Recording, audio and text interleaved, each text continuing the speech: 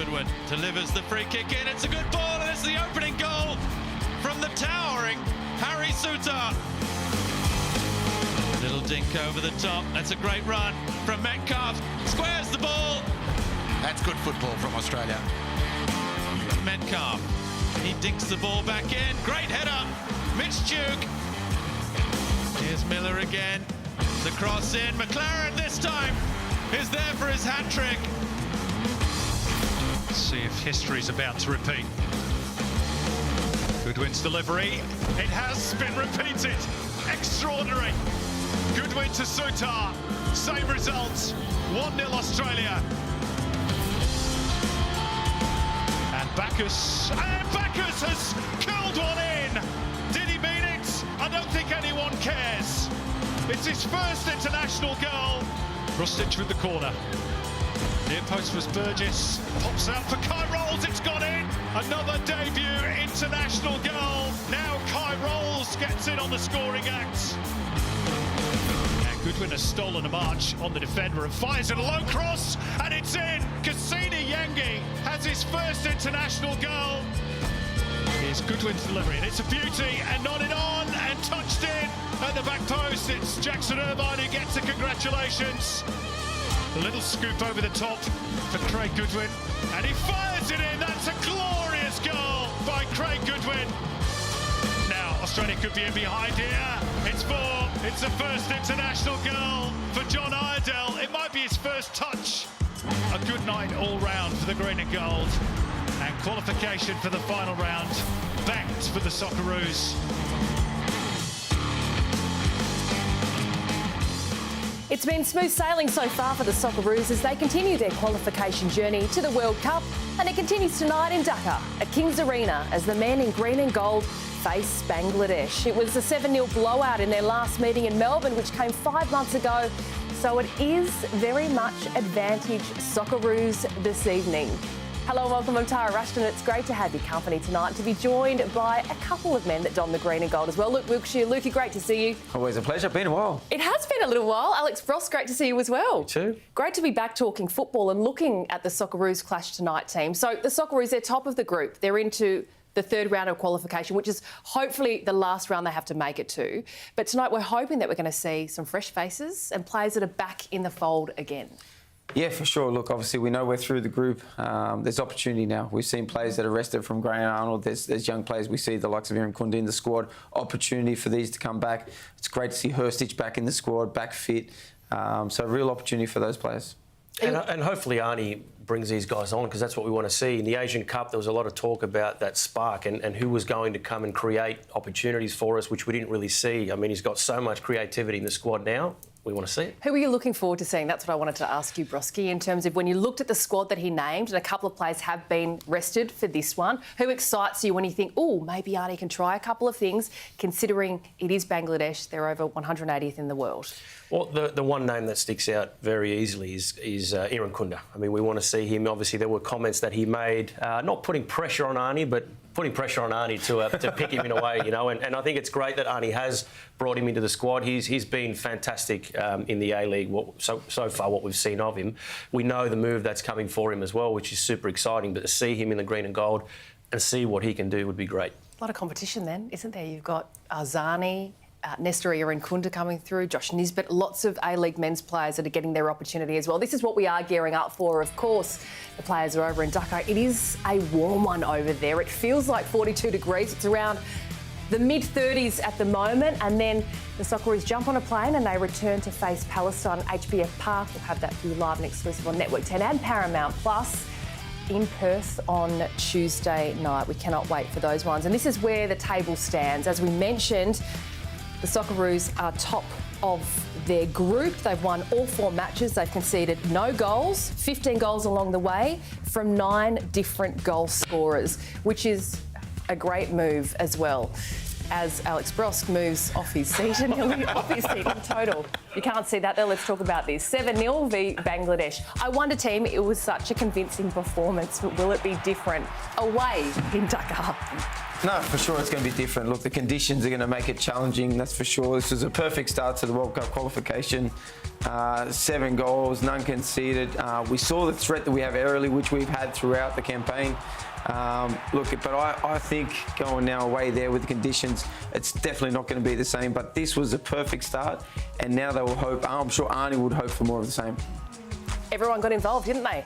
They did, and that's what we want. That's what we want to see. In so many games, scoring goals was an issue for the squad, and that creativity in attack and getting chances to our strikers. So Arnie tried so many different players up there in that position, and we just weren't getting them the ball. We've got great goal scorers in that team, but yeah, look, I think that was perfect. 7-0 tonight. I'm expecting something similar. I know it's warm and it's going to be tough. The biggest thing we talk about goals, but the biggest thing we talk about that not conceding any goals. They talk about you win games with goals, but you win leagues or you go and win tournaments with clean sheets, and that's what we've done so far. Our defence has been phenomenal. Yeah, it's been a strong showing across the park so far. Well, let's take a look at the starting lineup tonight.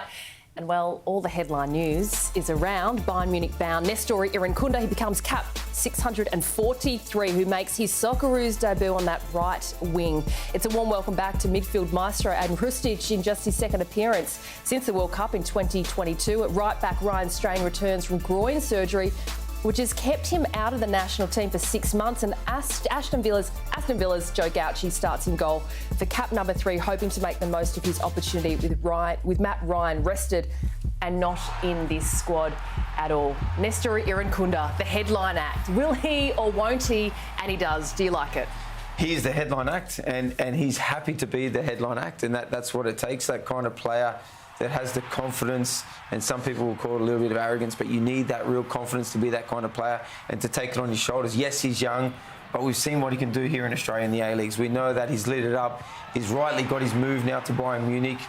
He's rightly got his opportunity now in the Socceroos, and now it's what he does with Ebroski. Absolutely, and there's been questions as to why he probably wasn't in there sooner, but I think, look, the mental side of the game, Luke, is incredibly important. I think there's that side that everybody's been a little bit worried about, whether it's his coach, Carl Viet, in protecting him a little bit, Arnie in hesitating to bring him in. But, we know that Mills is in camp helping Graham Arnold in this camp. So I think an element of that is to help guide Irankunda as well. But exciting to see him starting. There's definitely an Adelaide flavour when you look at a couple of those players that are starting tonight. And one of the Adelaide boys is Ryan Strain, right back. He had surgery and he's been out of the fold for 6 months, but he's been playing regularly as of late, heading in for St Mirren. It's a bit of a problem position, Lukey, that right back position. I'm not too sure. Do you think we've found the solution yet? We haven't, clearly. We've seen it, the change from Jones to Atkinson to Miller and now again to Strain. So clearly there's no one that's taken that position. So it's an opportunity for him. Yes, we saw him when he got injured. He had the opportunity and he's fallen away. But he's now come back in because no one has nailed down that position. It's one of the few positions that really isn't nailed down. What is it? What is it about that right back position that is so tricky? I'm intrigued to see Ryan Strain. And yeah, I know, exactly. I know. You were talking in the green room about getting back to the gym. And you can get another call up. Lukey, no, you're not, unfortunately. I hate to burst that bubble. But it's going to be interesting to see how Strain and Nestor on that right-hand side combine as well. It will, but look, I don't expect Strain to get tested all that much, and our defence in general tonight. So it's not, Arnie's not looking tonight on that performance too much. It's more, I guess, like you said, that combination between the two, Irankunda getting forward, Strain then covering when he does go forward and create chances like we want him to. But look, again, another opportunity for Strain to try and stake that claim and make that right back position he is. He absolutely will be. Let's take a look at the opposition tonight. Unfortunately, they sit bottom of the qualifying group, managing just a point across the last 4 matches, that being a 1-1 draw against Lebanon. Their captain and the poster boy for this Bangladeshi football side, Jamal Buhyan, is on the bench tonight. So up top, it's the Bangladeshi Premier League, well, one of their leading strikers from the Bashundhara Kings. It's Rahib Hossain, who's tallied 18 goals in 10, and his teammate, who's a young gun, the 18-year-old Sheikh Morsalin, who returns back from injury. Team, looking at the conditions, they are at home. It's monsoonal season over there. It was a waterlogged pitch yesterday. They couldn't train on it. They were soaking up the water with towels, we've heard from over there. And I just wonder, is it a different proposition for the Socceroos playing over there? And will that change things all that much? 100% it's different. The conditions are challenging. We know that, the travel.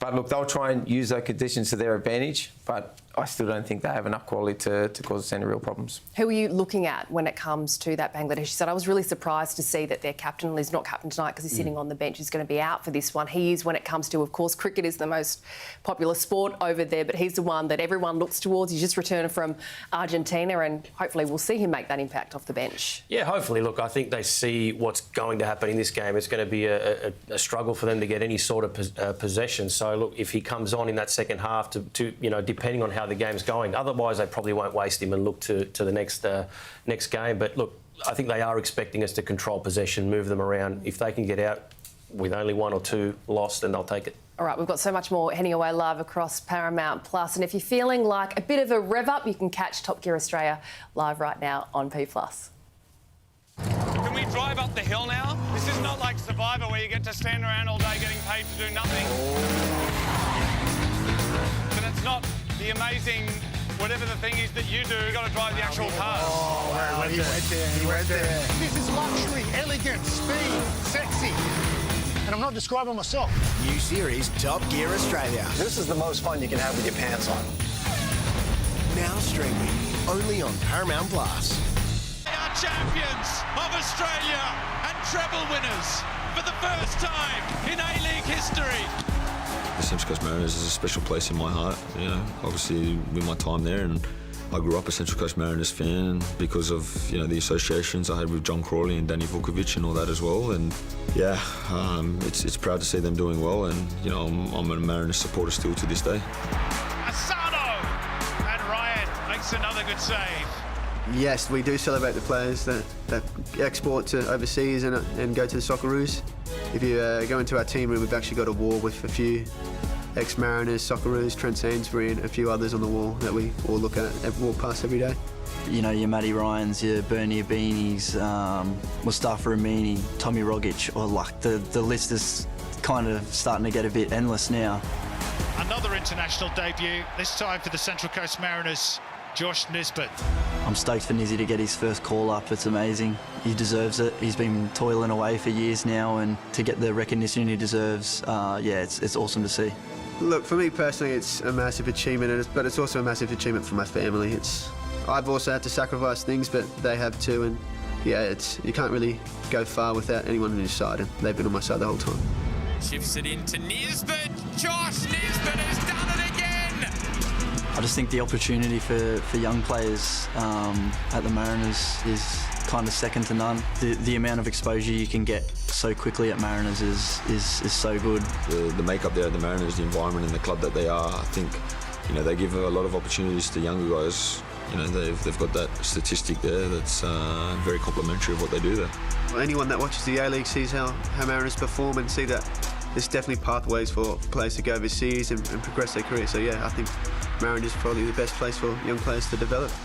They take risks on young players. They give you belief. They give you confidence. You can't really ingrain that. That's just there, and it's just a normal thing. And it's just such a special place to be. I am very, very proud to be a Socceroos and from the Mariners. We've had so many players do it before, and I'm glad I could be another one on the list, which hopefully continues to grow. It's a magical sporting story watching the rise and rise of the Central Coast Mariners. As you can see there, great CV from the players that have made it into the Socceroos, and looking at Josh Nisbet as well. He made his Socceroos debut team 2 months ago, pushing himself right in the shop window from playing at the Central Coast Mariners, and he's been called back into the squad, Luke. You just can't ignore the best player across the season. You can't, and he's gone about his business and he's earned the right to be there, and what he's done, everyone doubted him, doubted the size. Yes, he's small in stature, but not in personality, not in his quality, and rightly so he got his call up, and rightly so he won this medal and the league. He was phenomenal all season, and he's deserved of pulling on that Socceroos jersey, there's no doubt about it. No, without a doubt. I mean, you look at the players they lost from last year, some big players that were key to them winning the championship. And then you look at the constants, the guys that stayed this year, Vukovic, and Nisbet. These guys run that dressing room. They have everything in control. What they're doing from last year into this year, he's been incredibly important to what the Mariners have done in the last 2 seasons. played a little bit higher up this season and was fantastic, got a couple of goals as well, so definitely deserves to be there. When you talk about the exploits of what the players have done in the domestic league, Daniel Arzani comes to mind, and he has, getting this call-up, he's trying to resurrect his Socceroos career. We haven't seen him in the Socceroos fold since the World Cup in 2018, Luke. It's such a long time between appearances. Yeah, and he hasn't been there for a reason. He hasn't been performing. It's as simple as that. And look, he's come back and he's had a great season for Melbourne Victory. We've seen it. He's got that X factor that we're missing, that we talk about. We want to see to be able to open up defences, and he's shown enough to Graham Arnold and his staff to get the call up, and I think also rightly so. But now it's him finding the consistency, which is what he struggled with. He did, and I think with the mental side, we're talking about Irankunda. Arzani's another one. He went overseas, he went young, and not that it was too early, but he got an injury. Yes. The injury didn't help, and then he's sort of just struggled for form since this season, really. I think Popovic has just gotten the best out of him, maybe made him realise, look, you're not a young kid anymore. That promise that you had, you need to start showing and delivering, and he had a fantastic year. So, again, good to see him back in the national team fold. His teammate, Paul Izzo, called into the squad as well. He's in form. He's playing a bucket load of football in the lead up to this squad. For you, is there any question around who starts in goal over a Gauci or an Izzo? Look, I think if you talk about form of 100%, you look at Izzo, and the way he finished the season in the finals was phenomenal for Melbourne Victory. But for me, Gauci, look, he was phenomenal for Adelaide before he got his move to Premier League side, Aston Villa. He's gone over there. When you're in that environment in the Premier League, people don't realise, and he's gone out and said about it, that every training session is like a game for him. Although he's not playing, the training and the intensity he's training at, I think he's worthy of the opportunity now. Matty Ryan, yes, we know he's going to be around for a long time still. Matty Ryan is never going to end. But I think it's a good opportunity for Gauci, because when he has had his chances in the Socceroos, he's never let him down. And Apostolos Stamatolopoulos, if we're talking about players that have also come through the nursery, we speak about the Central Coast Mariners, but a great nursery of football is Adelaide United. We know that he played at the Newcastle Jets. He's chasing his Socceroos debut. 17 goals in 25 matches is so impressive. Hopefully he gets on the park. Look, it's more impressive given, where the Jets finished in the season. Yes. They were a side that if they needed a goal, it was him that they looked to, and 17 goals in a season in a struggling side is incredible. Aerially, we're seeing here how many goals he scored with his head. Fantastic presence in the box. So look, again, good to see him being rewarded for his the season that he's had as well, and Taggart alongside him on the bench as well. There's some good goal-scoring stocks. Hopefully we get to see them in action tonight. One of those returning players is the midfield maestro of Aiden Hrustic. Let's hear from him now. Well, Aileen, you've been here in Thailand first for a few days and now in Bangladesh. How have you adapted to the conditions? Quite well.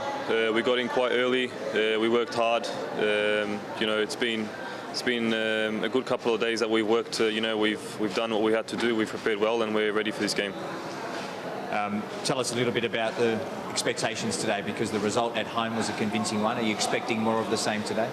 Look, we've prepared well, and we're ready for it. It's not gonna be an easy game, away from home. Obviously, they've prepared, I'm guessing, also quite well. But we've worked hard, and I think we're ready for this game. It's an attacking lineup that you've got today as your starting 11. How are you planning to break the team down? Because I'm sure they'll be putting plenty of numbers behind the ball. Well, since it's attacking lineup, I guess it's attacking football, isn't it? So we're gonna start from the first minute, and that's it. And we know that you're used to high attacking press. Is that difficult in conditions like this? Will you do that for the majority of the game today, or do you have to adapt? Yeah, look, it's not easy, but it's all about the mentality, and I think, one of our strengths is our mentality, and we're going to start from the first minute, and we'll see how it goes from there. But, we're ready for it. Thanks for joining us. All the best. Thank you very much. Aiden Hrustic is well and truly in the zone. All right, we are off to a short break. On the other side, we're going to catch up with some Pally teammates in Connor Metcalf and Jackson Irvine and hear about the incredible journey they've been on with their club. While I was a free agent just at the end of my time with Hibernian, and I was sitting with my girlfriend, and we were kind of talking about possible options moving forward for us, and she just turned to me and said, "Can't you just go play for that punk club? That cool punk club?" And I was like, "Oh yeah." And then 2 weeks later, I get a phone call from St. Pauli, so sometimes it's meant to be. When we look around the stadium, there's Australian flags there. There's even an Aboriginal flag in the stadium. So I think, there's a little soft spot for me and Jacko.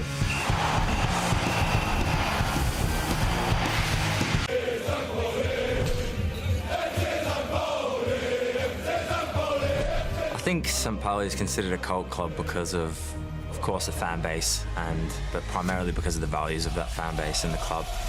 They believe very strongly in what they believe is right. Football's for everyone is the primary, value of the club. We have a very strong voice when it comes to things that are important. I think that's why it's got that status kind of worldwide and has such an appeal to so many people. There's definitely different responsibilities being captain of St. Pauli in a difference to any other club. I think as the kind of fans, as a representative of the club in that sense, you really need to have those and represent those values that the club and the fans so strongly believe in. While I was a free agent just at the end of my time with Hibernian, and I was sitting with my girlfriend and we were kind of talking about possible options moving forward for us, and she just turned to me and said, "Can't you just go play for like that punk club? That like cool punk club?"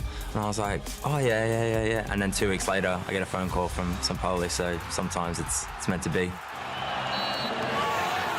Pauli ran out 3-1 winners here to confirm that they will be playing Bundesliga football next season.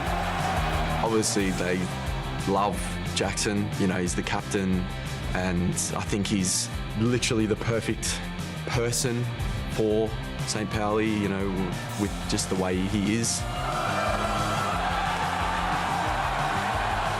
Obviously, there's times where I do struggle and, I miss home, but he's always there to just make sure I'm all right, and yeah, he's like a big brother, to be honest, so it's quite good.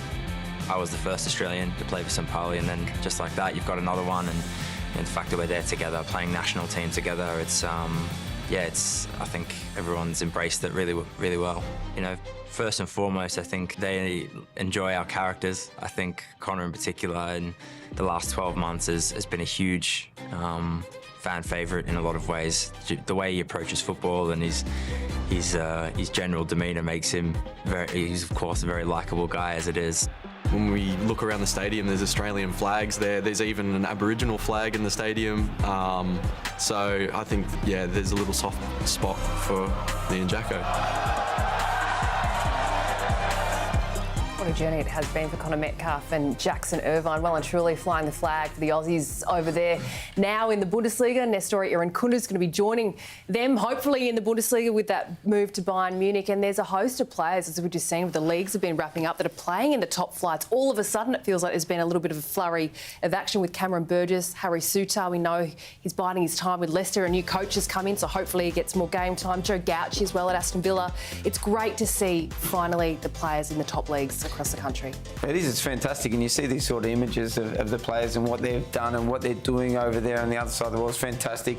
Great opportunity for them personally, but also for the national team to be playing in the top leagues. We haven't seen it for so long, to have so many now getting promoted to be there. Now all we can hope is that next year that they do play regularly, and they do kick on from there. Yeah, that's the important part. I mean, we haven't seen, this many players in the top leagues since the golden generation, Lukey, and we've been wondering how do we get them there, and it does take time, but these guys have, fought hard in the lower leagues at times, and to get where they are, it doesn't happen overnight, and, they all deserve to be where they are, but like Lukey said, we want them playing games, and hopefully they do. And I thought that was an interesting point you made when talking about the goalkeepers as well with Joe Gauci. He said when he was asked about it, "I treat every training session as a game," because the level and the standards are higher. You can't deny that, right? When you talk about whether Izzo was unlucky or Joe Gauci being in, because these players, some are not getting any game time, so it's great that they get to perform here, and hopefully that gives them a bit of option, especially around Harry Souttar. We want to see him playing more. 100%, and look, he's got Martinez, one of the best goalkeepers in the world, in front of him. So there'll be opportunity for him at some stage. He's still young, he's still learning his trade, and no better place than being in the Premier League, there's no doubt. Jackson Irvine, as we saw him and the beautiful package that was put together for his time at St. Pauli, and they've been promoted. He's the heartbeat of St. Pauli. It really feels like he holds that side together as their captain, and he is as well for the Socceroos. He's been so important, especially in that Asian Cup run. Where is he most dangerous, Lukey? He's most dangerous in the box. Look, he's a midfield, he's a box-to-box player. We know the kind of engine he has, but these are the kind of things that he picks. He sees the space, he times his runs into the box. and he has composure when he gets in there to finish. You know, here we see a great little pivot, a good finish, crucial, and he manages to pick up in these moments, like in crucial moments when we need, especially with the Socceroos. Even here, it's again, he's lurking, he's watching what's going on, he's aware of what's going on. Yes, he gets a little bit lucky, it's a fumble from the goalkeeper, but the fact that from a midfielder going box to box, being in there, and they call it jolly on the spot, but again, it's still the composure to have that finish. And look, he's led the line for St. Paulo, who seemed to get him promoted, and he's come for crucial moments for the Socceroos and get these sort of goals for us to go through. So how does tonight play out, Broski? Look, I think it will be comfortable. We'll obviously control the game, and hopefully we can get Irankunda one-on-one. We want to see him do his thing, what he's been doing in on Australian pitches for so long. I want to see him on the ball as much as we can. Geordie Boss as well, getting up and down that line and providing crosses, good service to our strikers, and then of course goals. I mean, we've got two big boys up there that can score. Want to see some goals. 33-degree humidity and a very wet and waterlogged pitch. We'll see how it does play out. We are off to a short break, and on the other side, the anthems ahead of kick-off between the Socceroos and Bangladesh. See you soon.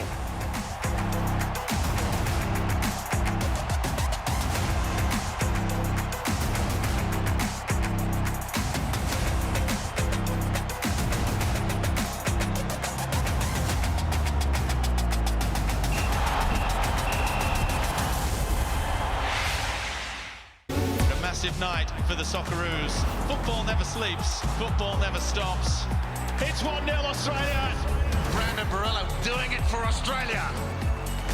And hits it, what a strike! But never, ever right off the Socceroos.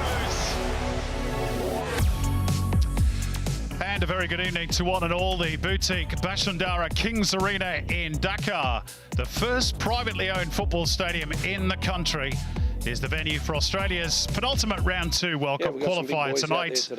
And while Bangladesh are several steps below the Socceroos in terms of quality, the heavy ground and hot conditions could well make it a rather uncomfortable night for Graham Arnold's men. There's the current temperatures, a very steamy 33 degrees, but plenty of monsoonal rain around as well, and we expect the pitch to play very heavy.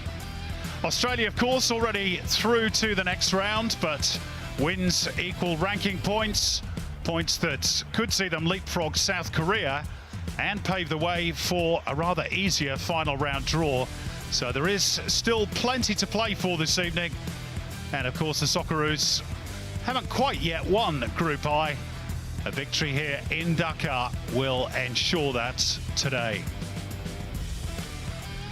As for the opposition, Bangladesh are ranked 184 in the world. There is no chance of them going through this section, but they have made this place a fortress of sorts, with only Palestine having won here in 5 previous internationals, and only then thanks to a 95th minute winner. It's a very compact venue, holds just 8,000, although there are plans to extend it to 14,000, and probably gives much more of an intimate feel for the home side. Whether that will do their team any good remains to be seen. Australia haven't lost to a team from the subcontinent of Asia since losing to India at the 1956 Olympics in Melbourne.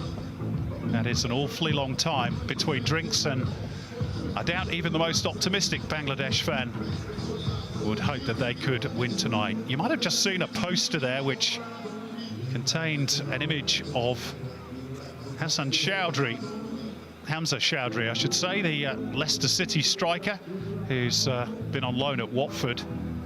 They are looking to try and naturalise him, and the latest news is that the passport is about to come through and he will be available for the September window to play for the country of his heritage. That will be a big boost for Bangladesh football, and there you can see they are at the bottom of Group I with 2 games left to play. Australia 5 points clear, and a win, probably even a draw tonight, would be enough to see them through as group winners.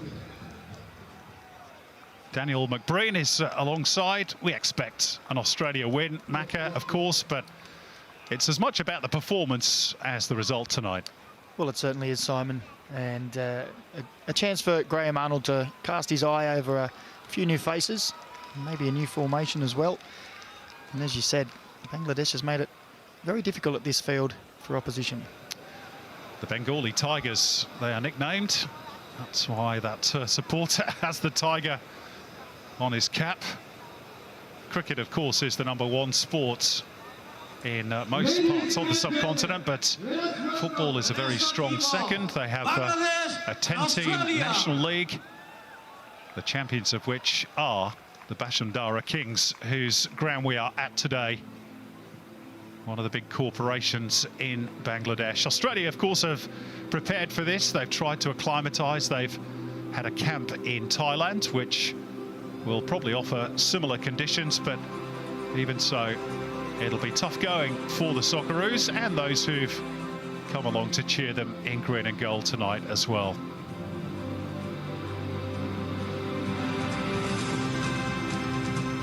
Bangladesh got through to this phase of qualifying by defeating the Maldives, only very narrowly by 3-2 over the 2 legs in the first round. But their interest will end after their match against Lebanon in neutral Doha in a few days' time. Australia, of course, round up their campaign with a home match against Palestine in Perth on the same night. So here they come, the penultimate match in the round 2 of the Asian qualifiers. It is Bangladesh against Australia, the reverse fixture in Melbourne last year, ending in a 7-0 win for the Socceroos. And Bangladesh will be hoping, at the very least, to try and keep the score down this evening. So let's take a pause then as the two teams line up on the pitch for the national anthems. Please stand, if you're able to, for the national anthem of Australia.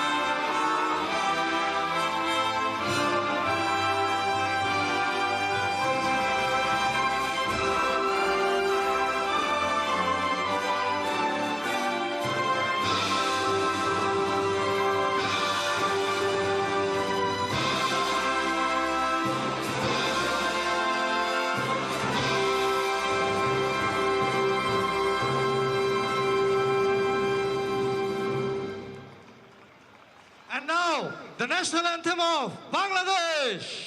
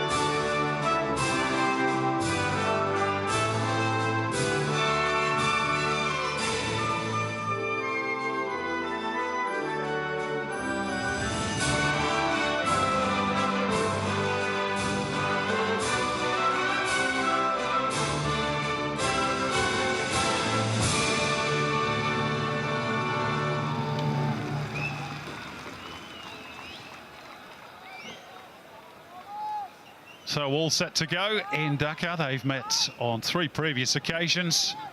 Australia have won all 3 of those meetings, scoring 16 goals, and they are yet to concede against the team from Bangladesh. There's our referee tonight, Jansen Fu, the 40-year-old from Singapore, who took charge of the Central Coast Mariners win over Stallion Laguna in the AFC Cup last December in the Philippines.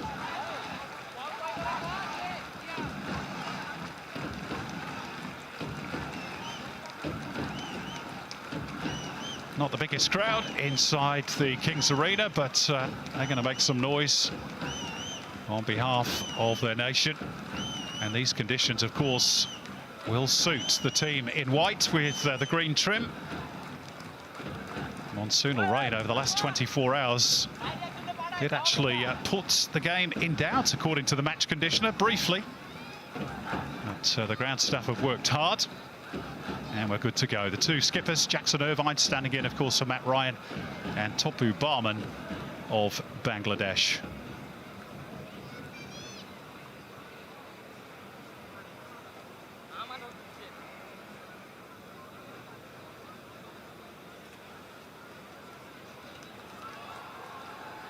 Big occasion for Joe Gauci, winning just his 3rd cap this evening, with Matt Ryan out with that knee problem, of course. Jackson Irvine about to lead the pre-game huddle as we check out on the teams. Quite a few changes for Australia, as I'm sure you're aware, from their last outing against Lebanon. Matt Ryan, of course, as we mentioned, not in this camp. So Joe Gauci in goal, Ryan Strain, Kai Rolls and Geordie Boss return in defence. And there's that full international debut for Nestori Irankunda, who becomes cap number 642, with Craig Goodwin absent with injury. And on the bench, Paul Izzo could make it cap 643, and Daniel Arzani back for the first time in 6 years. And Bangladesh have perhaps unsurprisingly gone with a very defensive-minded 11, a back 5, we think, led by skipper Topu Barman, who's one of 7 in that team who play their club football at this ground with Bashundhara Kings. Tariq Kazi is one of few Bengalis with overseas experience. He won the Finnish Cup with Ilves in 2019. Sheikh Morsalin returns from injury in attack. The 18-year-old has 4 goals in 9 internationals and is rated the nation's best prospect. And perhaps surprisingly, veteran midfielder Jamal Bhuyan, who's only just returned back to Bangladesh after a spell in the 3rd division in Argentina, starts on the bench. And we are underway in Dhaka, Australia, in their traditional green and gold. 160 places separating the 2 nations. So you'd imagine this would be straightforward for Australia, but the conditions might just be a factor, Daniel McBreen. Well, they definitely will, Simon. It seems very heavy underfoot in the stifling heat as well. A few days to acclimatise for the Socceroos. And you see straight away a back 3 in possession. I'm sure we'll expect a dominant display. Yeah, Joe Gauci might not get an awful lot of work tonight, but his opposite number, Mitul Marma, who you might remember saved a penalty from Mas Luongo in that 7-0 drubbing, is going to have a busy night, no doubt.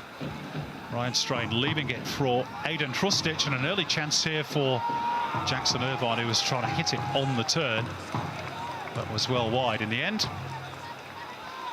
Well, an early indication there of the space that the Socceroos may find in the box. Jackson Irvine, I don't think he realised how much time and space, and wasn't expecting it just to come straight in there. Look at him all alone, just couldn't quite get the touch.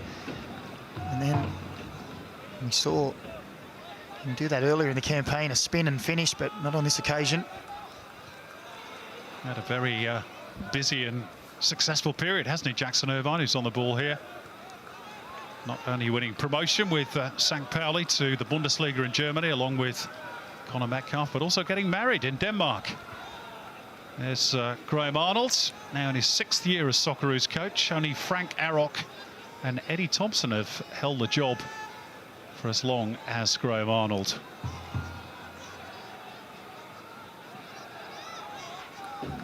Here's Ryan Strain, who's getting a chance at right fullback today and getting the benefits of Fortunate ricochet, and there was a bit of panic in the Bangladesh defence.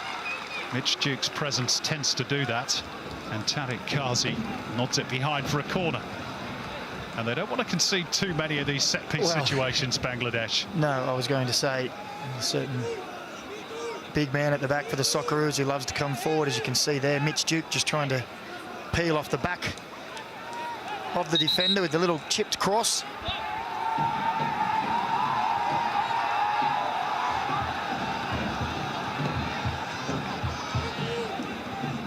It'll be an individual battle to keep a watchful eye on, Tariq Kazi and Mitch Duke. But more concern to Bangladesh is this corner, which Ryan Strain is poised to deliver. It's normally Craig Goodwin, of course, taking the set pieces. Another South Australian this time, and dealt with a little scruffily, but successfully nonetheless by Bangladesh. Geordie Boss to turn the ball back and give Joe Gauchi a touch, and he might not get too many. And now the first sighting in international colours of Nestori Irankunda, and it's an intelligent ball into the channel too for Metcalf. Slung into the box, only partly away. Slight miscue from Jackson Irvine, but he managed to recover. Krustic looking to fire it in towards that central area again. Mitch Duke beaten to it again by Kazi. Bangladesh already pinned into their own half of the pitch.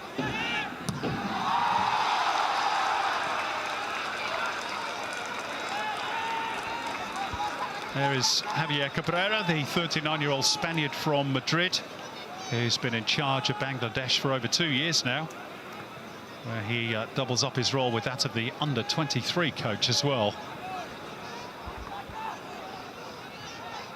We can see the Socceroos getting the ball in the box very early in these opening minutes of the match.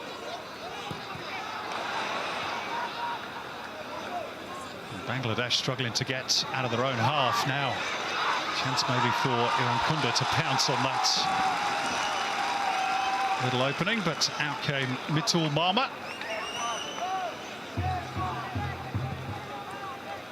After all the talk, Maka, and his Ollie Russo mission, here he is finally making his debut for the senior team, and it's exciting. It is, and I think all eyes will be on him as well. And so many people calling for his opportunity in the Socceroos. Certainly an exceptional talent. Strain, trying to guide it in towards Yengi. Another corner for the Socceroos.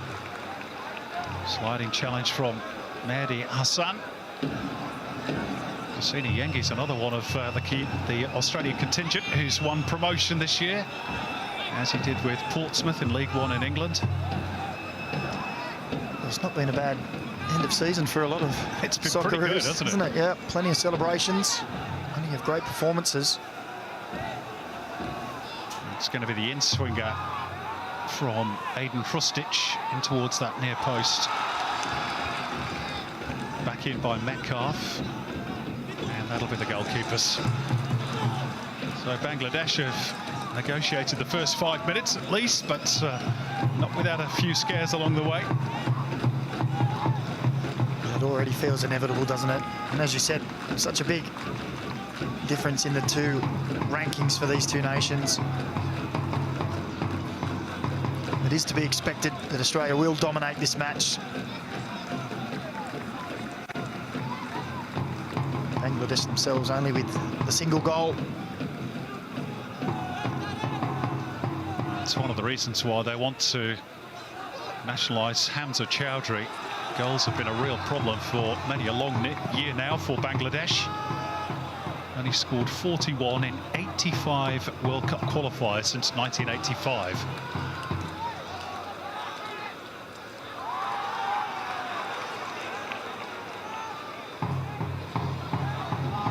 Ryan Strain, who's played more of an attacking midfield role than right fullback in these opening stages. Kai rolls. And now Geordie Boss to dart infield, and he's managed to nick his way through, and he went to ground, and it was perhaps just the suggestion there might have been a nick on him. He stayed down, Geordie Boss, And you might remember he got an injury in the last international window. Maybe just a little whack to the arm, or perhaps he fell awkwardly. Let's see. We know he likes to make those penetrating runs, and I think, yeah, you just see the boot there sliding on the ground into the wrist.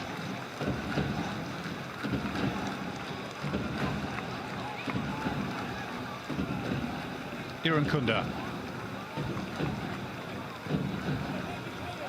Krostic for Metcalf. And rolls for Suter. Strain. Well, there's no doubt that crossing is a problem for Bangladesh. There's their president, by the way, in the stands, Qazi Salahuddin, who won 31 caps as a player for the Bangladesh national team. Now the nation's top administrator. There he is seated on the right.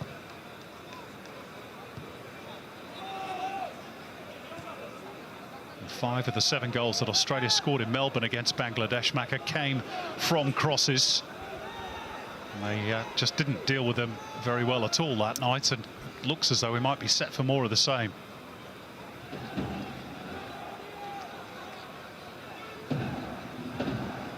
And also, you can see from that last game that Australia said, well, let's test them early. Let's throw those balls into the box early and try and get on the end and cause some panic and consternation.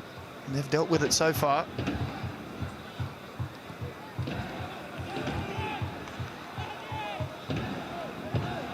Krostic.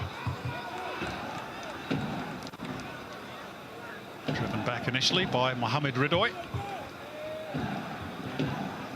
A little pocket of space for Krostic to be able to turn. Might drop here for Metcalf, and now Geordie Boss looking to sort the feet out.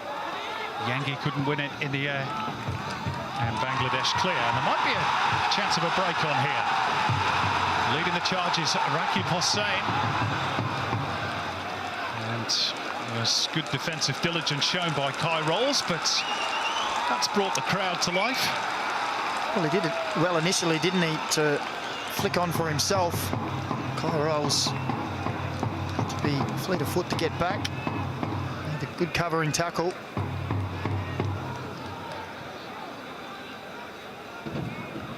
Rakib Hossain, who is the top local goal scorer in the Bangladesh Premier League with 10. He's the first local to double figures in 6 years, by the way.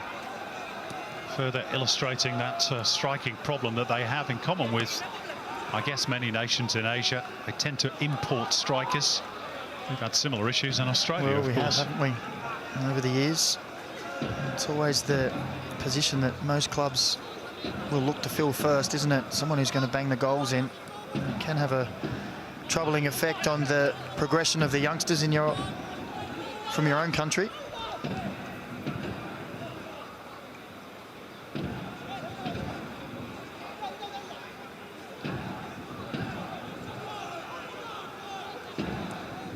It's the usual mix of South Americans and African players at the top of the scoring charts in the local competition.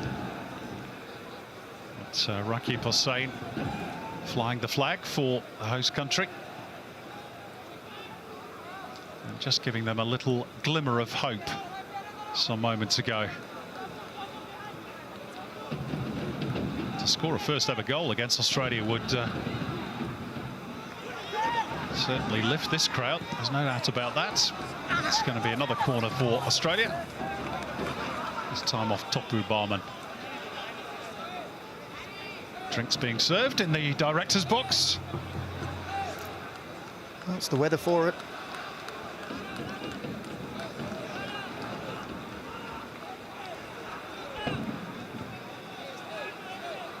So can Bangladesh deal with the aerial threat of Australia? Mitch Duke, Kasidi Yangi, Harry Sutar, of course. Jackson Irvine's good in the air as well. They've got to have eyes in the back of their head, Bangladesh. And surely the first goal, no. Jackson Irvine couldn't quite readjust. And that's a goal kick. Sutar unable to keep the ball alive. just for a second, you expected Jackson Irvine to knock that ball over the line. Well, it was a good header from Sutar in the first instance. Jackson Irvine had made a great run to the back post. No more than a yard or two out. Couldn't quite, as you say, adjust himself to direct it on target.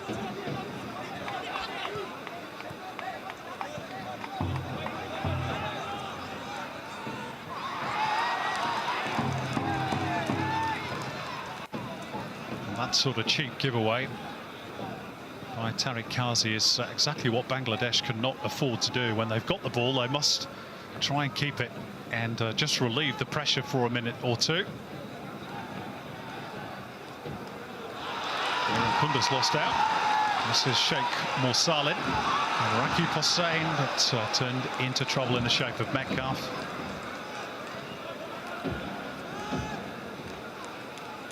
Here's another look at that ball in. You see plenty of Aussies. And in fact, it was Rolls who got the header on, and then you can see the disgust in himself there for Jackson Irvine as he found himself with an almost open goal. And it just bounced up and was in that difficult position between a header and the feet, and just threw a knee at it, really. Well, the Australian captain for the evening has had Australia's two best chances.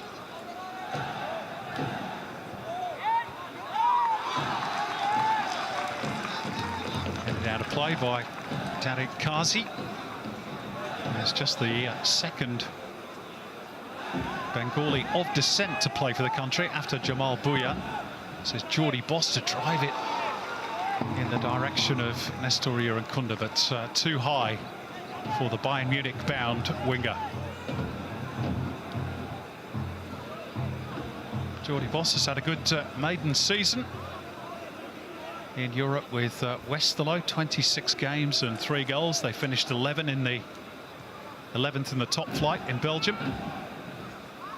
Good platform for Jordi. His brother Casey is starting to emerge, of course, in the A-League as well. He is. It was a difficult start for the season as well, wasn't it? Down the bottom, they had to fight their way.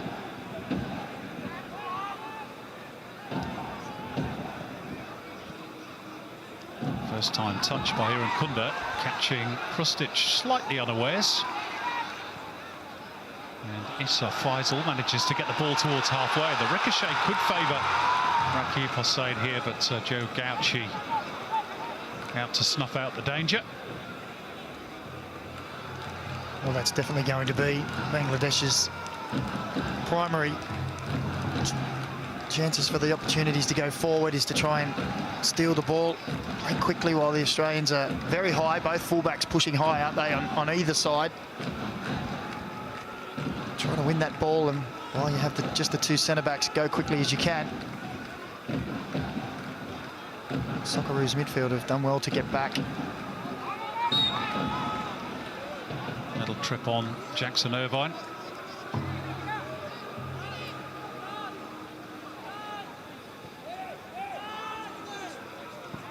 And given the conditions, it's been a good, energetic start by the Socceroos.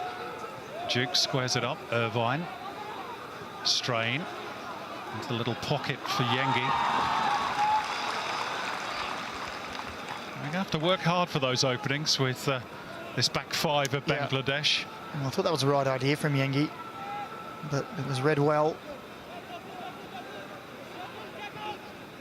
And it's just a game of patience, isn't it?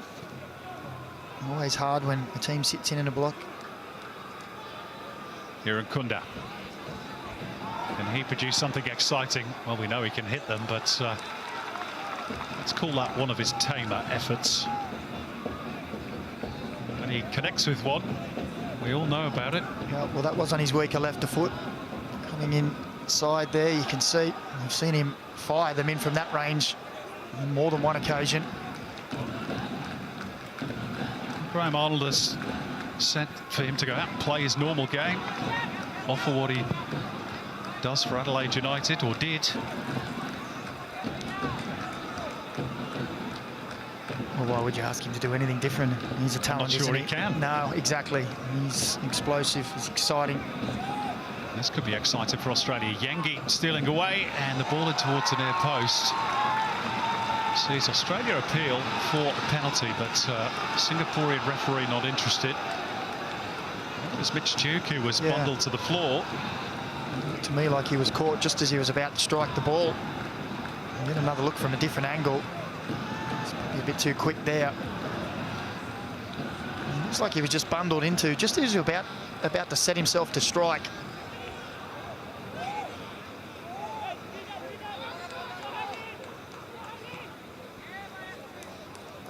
Well, Australia were 4-0 up at half-time against Bangladesh in Melbourne late last year. They're having to work hard for the opening goal here. Jackson Irvine with a little clip forward, and it's found Rustic. And again, just not quite able to set himself. And there is a rather vociferous appeal towards the referee for a foul by Mehdi Hassan. And again, Jansen Fu not in the least interested. Well, when you look at the difference in the performance and score lines between home and away from Bangladesh, it's night and day, isn't it? 7-0 and 5-0 away. And it's 1-0 and 1-1 at home, so they do make it difficult. Rustic's corner. Sutar not quite able to reach it.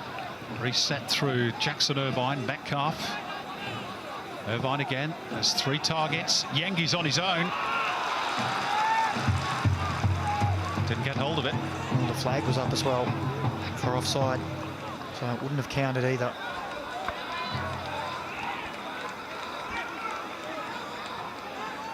Another decent ball in, but you can see there, Yengi quite a way offside.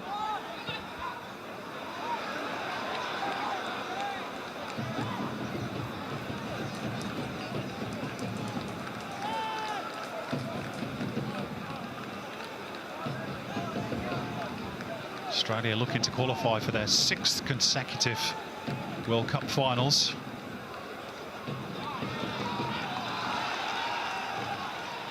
Seems a long time ago now that the nation went through the once every 4 years torment of missing out on the finals.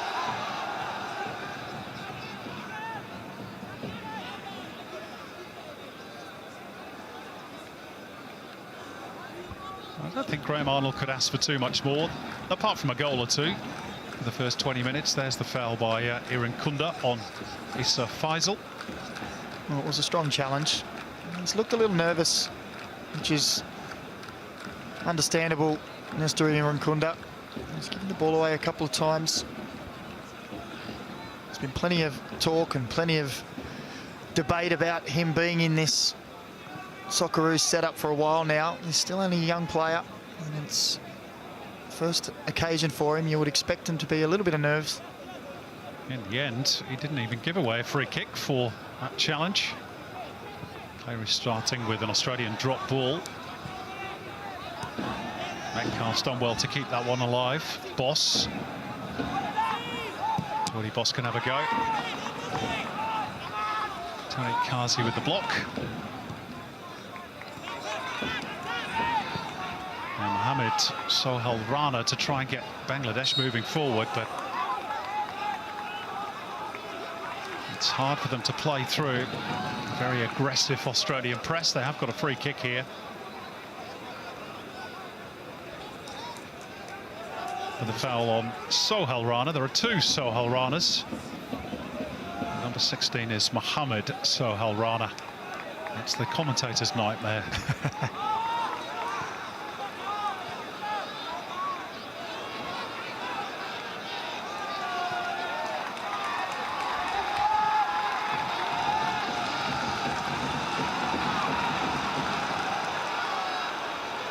Strain having to do some rare chasing back defensively.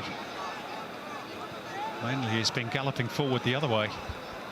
Well, you know it's a one-sided affair when the crowd cheers possession for their team. They know it's going to be a difficult day, and they're there to support their nation and their team.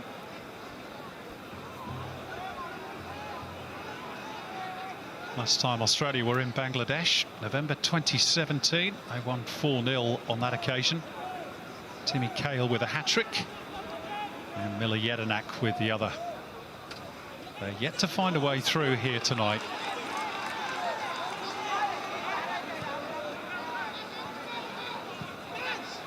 Jackson Irvine's had a couple of half chances. Nestor Irankunda has dragged one long-range effort well wide. Other than that, Bangladesh have defended their goal reasonably well. Well, they have. They were a bit shaky in the first minute or two. Clipped forward by Strain.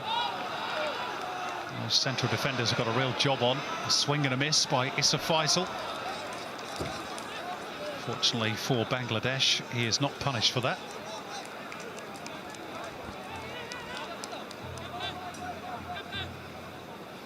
Ryan Strain only just back after a long absence with a groin injury that he sustained, actually playing for Australia against Palestine in November of last year, and he returned at the end of March for his club side, St Mirren.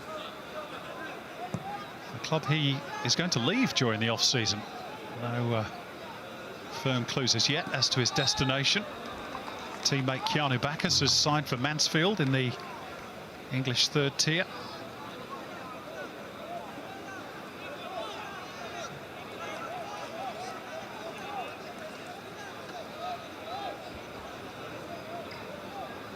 Just a little kick on Mohamed Ridoy.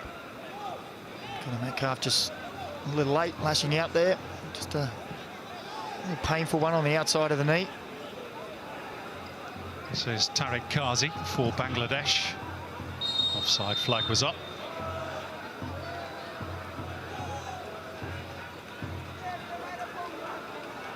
Rakib Hossain, the offender.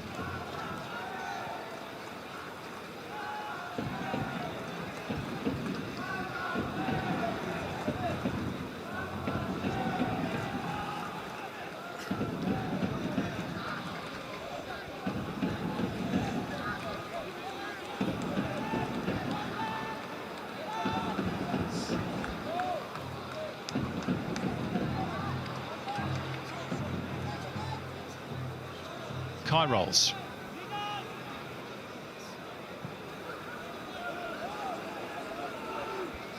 Suta. Irankunda. Not really seen him as yet have a go at the fullback and try and get around the outside, but of course the back five makes that extra difficult. There's always that extra player to consider. He hasn't really had the opportunity to get a forward motion going, has he, in it with the ball? It's been well marshalled by Issa Faisal so far.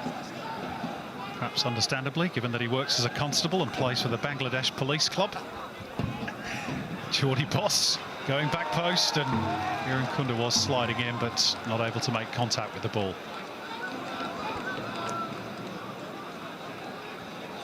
And you just saw a few signs there, just a little bit of frustration from the Socceroos. It's Duke just throwing the arms in the air. Mr. Irankunda on the full stretch, couldn't quite get there. Just looked a little perturbed as well.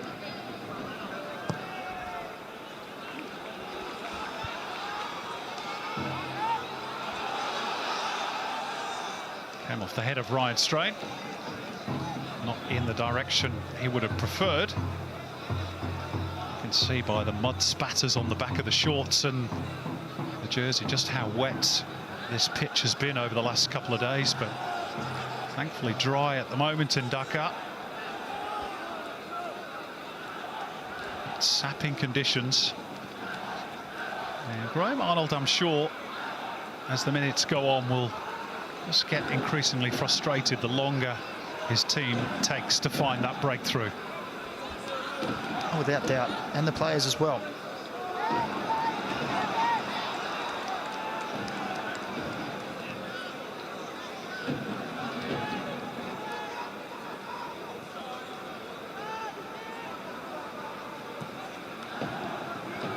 It's a clever lead by Hrustic. Duke ferries the ball wide. Jordy Boss to sling in the cross. Well, that was on a platter, but Mitch Duke couldn't direct the ball goalwards. It was a beauty of a cross from Boss. It was a wonderful cross, wasn't it? Just one touch, got it out his feet, and it around the defender. See here, Mitch Duke, plenty of space. He just couldn't guide it on target, and yeah, he's disappointed in himself. See, arriving late in the box. Sina Yengi taking the defenders away from the area, and that's a wonderful ball from Geordie Boss. And Mitch Duke, well, he'll think he should have done better there. He's had a frustrating start to the J-League season with newly promoted Machida Zelvia. All his appearances off the bench. Rakib Said has a clear trip on rolls. Every time they get over the halfway line, the Bangladesh fans are on their feet.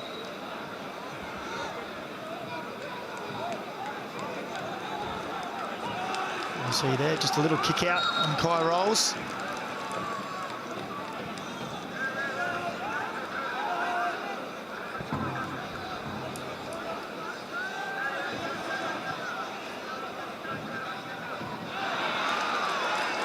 Topu Barman taking his eye off the ball. One of the more experienced Bangladeshi internationals, winning his 56th cap tonight, which moves him into joint 8th place on their all-time list.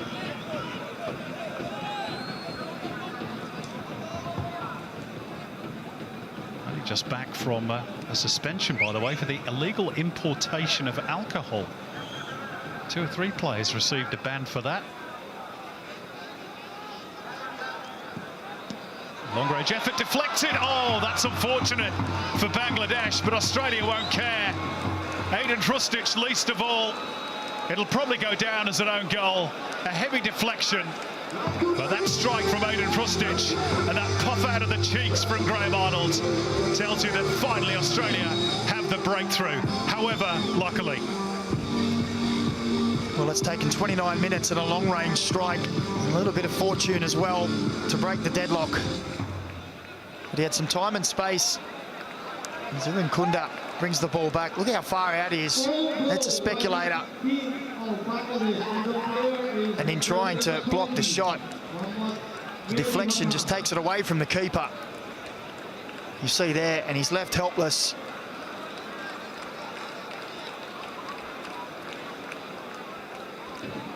Well, it was a real speculator, wasn't it?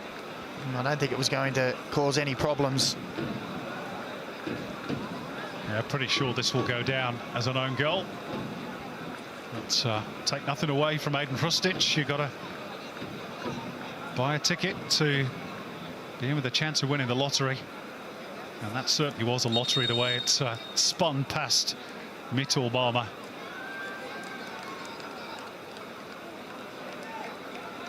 And perhaps a little bit of sympathy for Bangladesh after defending their goals so well for the best part of half an hour. They have finally succumbed in the cruelest of ways.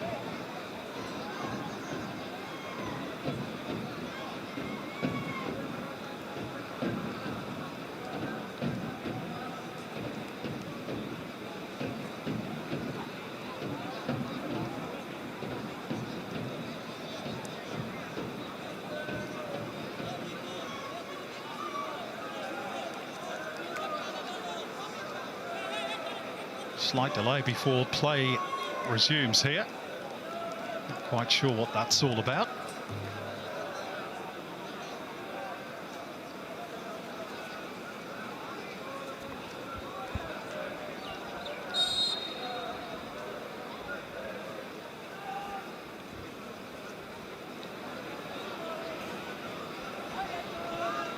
Anyway, if it does go down as an Aiden Trustic goal, it's his first in 2 years since he netted against the UAE in the Intercontinental Playoffs back in 2022.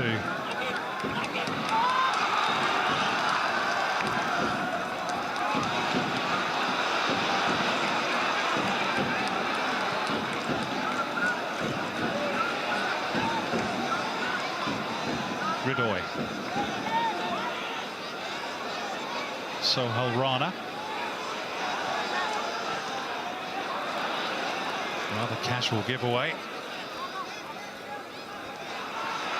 That's good anticipation though. from Tariq Kazi.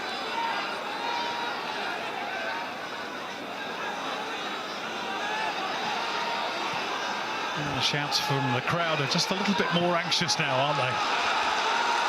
Urging their team on. And if they do get a chance, they'll be roared on, little slip on the deck from Rakib Hossain. Well, I guess you could say at least they've had a shot on goal, but it was miles wide. Well, he actually had the option there to play the ball through, didn't he? Just there, you see, top of screen. If he played it first time, there was an opportunity to get him behind the Socceroos defence there. Almost ended up in the car. In fact, it did end up in the car park.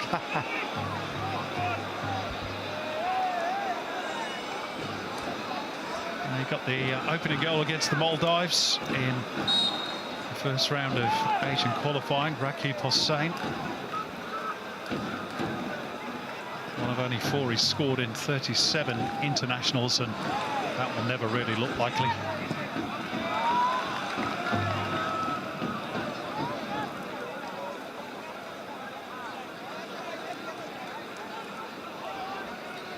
You just feel that the goal and the conditions have just made the Socceroos just maybe take the foot off just a little bit, take a breath.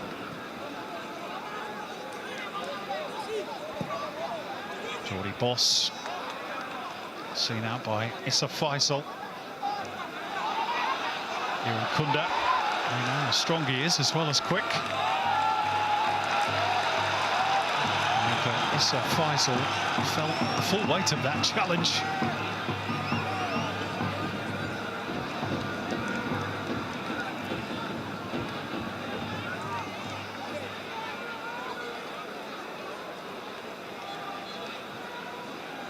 Not the first choice left back is Issa Faisal. That is normally Saad Udin, but he's playing as one of the 3 centre-backs today, so Faisal drafted in. And he's probably been handed one of the toughest tasks on the pitch today. Well, he's had a couple of run-ins with Iran Kunda, hasn't he? He's shown his willingness to throw the shoulder in.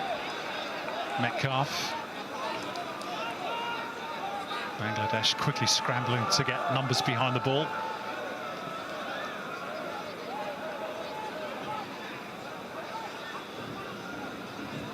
Iran Kunda.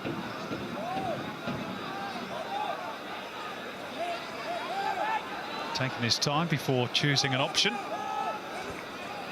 which perhaps wasn't the best one. I think it was Ryan Strain on the outside, wasn't it? He just said, you've taken 2 defenders in, just lay it off to me now, and then move again. Sutter.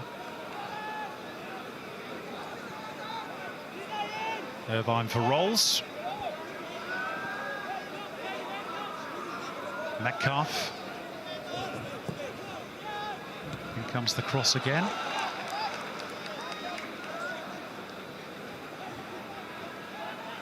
Strain with a little threaded ball through for Iran Kunda, and it's going to be another Australian corner, this time off Mehdi Hassan.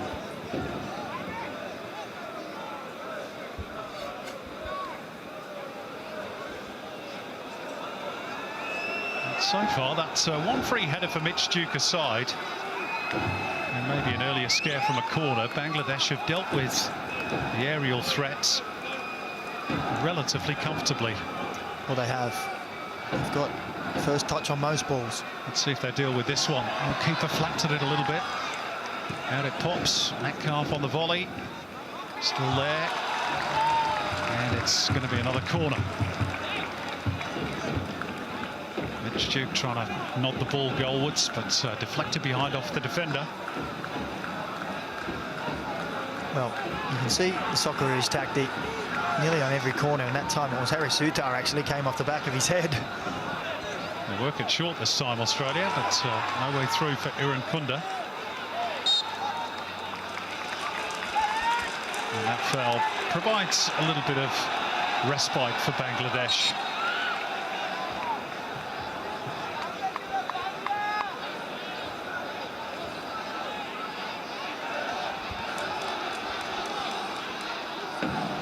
You see there, Irankunda trying to take the ball on the outside, but just got body checked. And you could just see he had a couple of bites at the cherry, didn't he, for the foul. And eventually the referee said, "No, that's enough."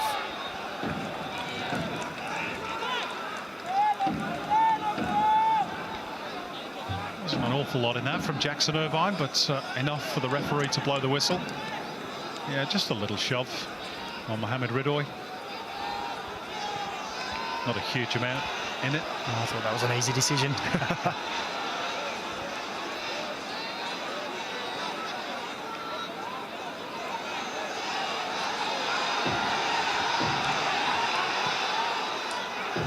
Square by Topu Barman. Saad Udin to send it long. Fortunately for Javier Cabrera, out of play. But he sets his team up pretty well tonight. He knew that Australia were going to have the lion's share of the ball. Well, they certainly, first or second minute, they looked a little all over the place, didn't they? But then they settled into the game. They haven't allowed too much space around the edge of the box. Hustrik's strike was from quite some distance, but ended up in the back of the net. But as you said, Simon, on crosses as well, they've got, majority of the time, they've got the first touch.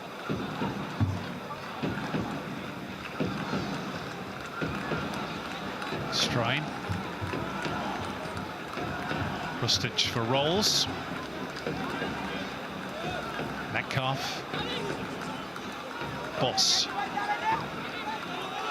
Irvine looking for the return ball, and Boss went down in a collision, I think, with 2 or even 3 defenders. And that's the question as to whether there should be a penalty awarded. This will make for interesting viewing on the replay. Well, I must admit, my first impression was that he was just brought down by 3 Bangladeshi players. It was another surging run. You know he likes to get the ball and drive into the box. The return pass came from Jackson Irvine here. And honestly, yeah, I can't see. It's the meat of the sandwich there, isn't it? I can't see how that isn't a penalty, if I'm honest. You see here, he takes his touch forward, and all 3 of them just clatter into him. And maybe the referee was saying that his touch was a little too heavy, and it was going away. He's lost control of the ball. Yeah. Graham Arnold didn't think so. Topu Barman taking his time before returning to his feet. Actually spent a bit of time at the David Beckham Academy in London as a junior. Had a bit of overseas interest throughout his career from India and Qatar, but has remained playing at home for the Bashundara Kings.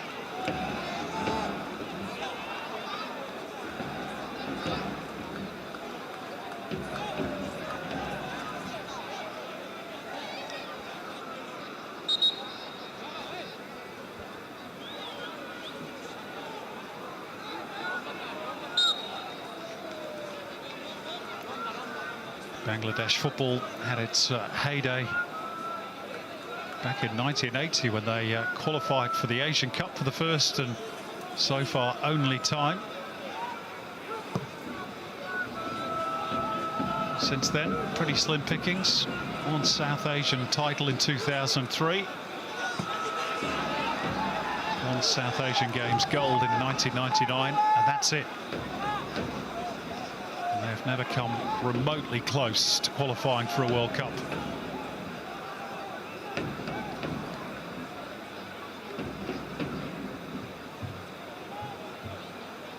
And if they can get things right domestically with a nation of 174 million, Macca, yeah, you've always got a chance. And you've got a population and some investment. Australia trying to get their passing going, but difficult on this cloying pitch. Oh, that's a good touch by Sheikh Mursalim, and if he can link up with Rakib Hossain, Bangladesh might create something. A little bit slow, perhaps understandably, to push up in support. They've been defending for much of the first half, almost in nosebleed territory when they get over halfway. You could see Hossain there saying, "Come on, you got to get it past me." His teammates were too far behind and said, "Hold on a minute." But had that ball from Sheikh Morsal not clip the heel of an Australian defender, and Rakib Hossain may well have been through. It was a wonderful turn, wasn't it?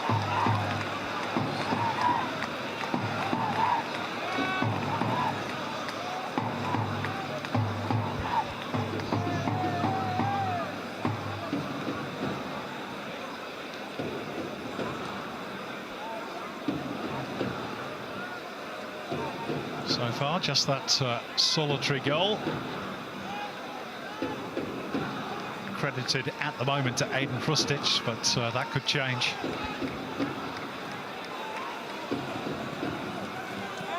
Separating the two sides. Here's Metcalf. Oh, some lovely shape on that. And I'm not sure Mitch Duke was expecting the ball to come through to him. It's the Australian substitutes. We might see some changes at the break. Graham Arnold has promised that we'll see everybody in action over this window. I just don't think he was expecting that. I think it was just the glance just took it away from him a little. It was trying to react from that. Cassini Yengi offside.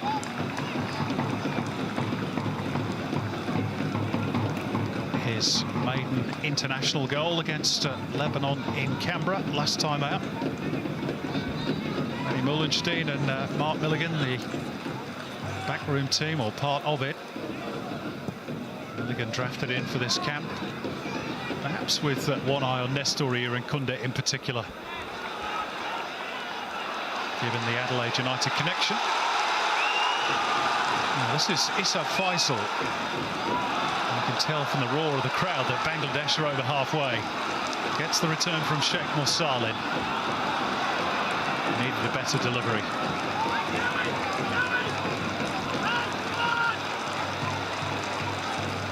He's had to do a lot of defending face-off against Irankunda. On one occasion it was him who turned the tables. He had one person to aim for in the middle. And for all of Australia's possession in this first half, only 2 shots on target. To say that Bangladesh has made it a little difficult would probably be an understatement. That's a good challenge again. Issa Faisal on Irankunda. He's made life difficult for the Australian winger first half. As we tick over into stoppage time, Macca, your thoughts on Australia's performance? I mean, it's been dominant as we expected. Well, it has, but there hasn't had the requisite quality. No real cutting edge. Couple of minutes to be added on, and Australia have a free kick. Bit of a sore one for Aiden Krustic.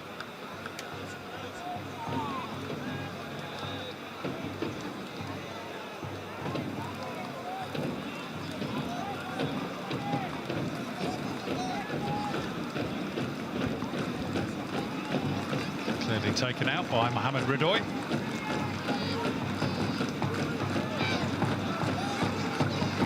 Chance perhaps for Australia to double their advantage going into the break.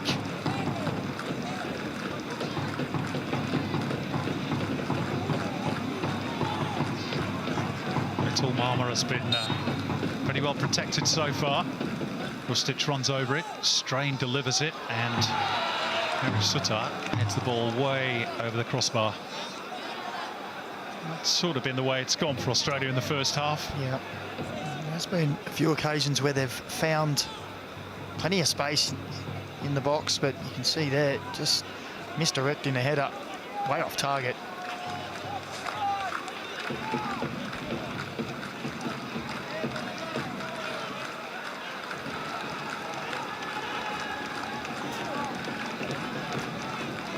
Player shirts drenched in sweat on this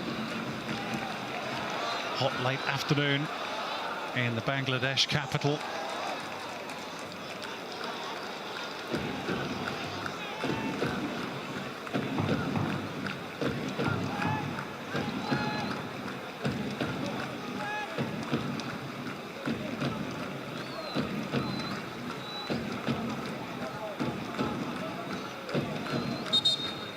There we go. That is half-time. As predicted, Bangladesh have made life difficult along with the conditions for Australia. They've defended really well, in depth, kept their shape. Jackson Irvine's had a couple of chances, but that deflected shot from Aiden Krustic is the difference between the two at the break. And Australia will be satisfied, I'm sure, with the way that they have dominated the game, but really they will feel that they should be further in front. At the break then in Dhaka, it is Bangladesh 0, Australia 1. And we're off to a break. On the other side of it, the thoughts of Luke Wilkshire and Alex Brosk along with Tara. Don't go away.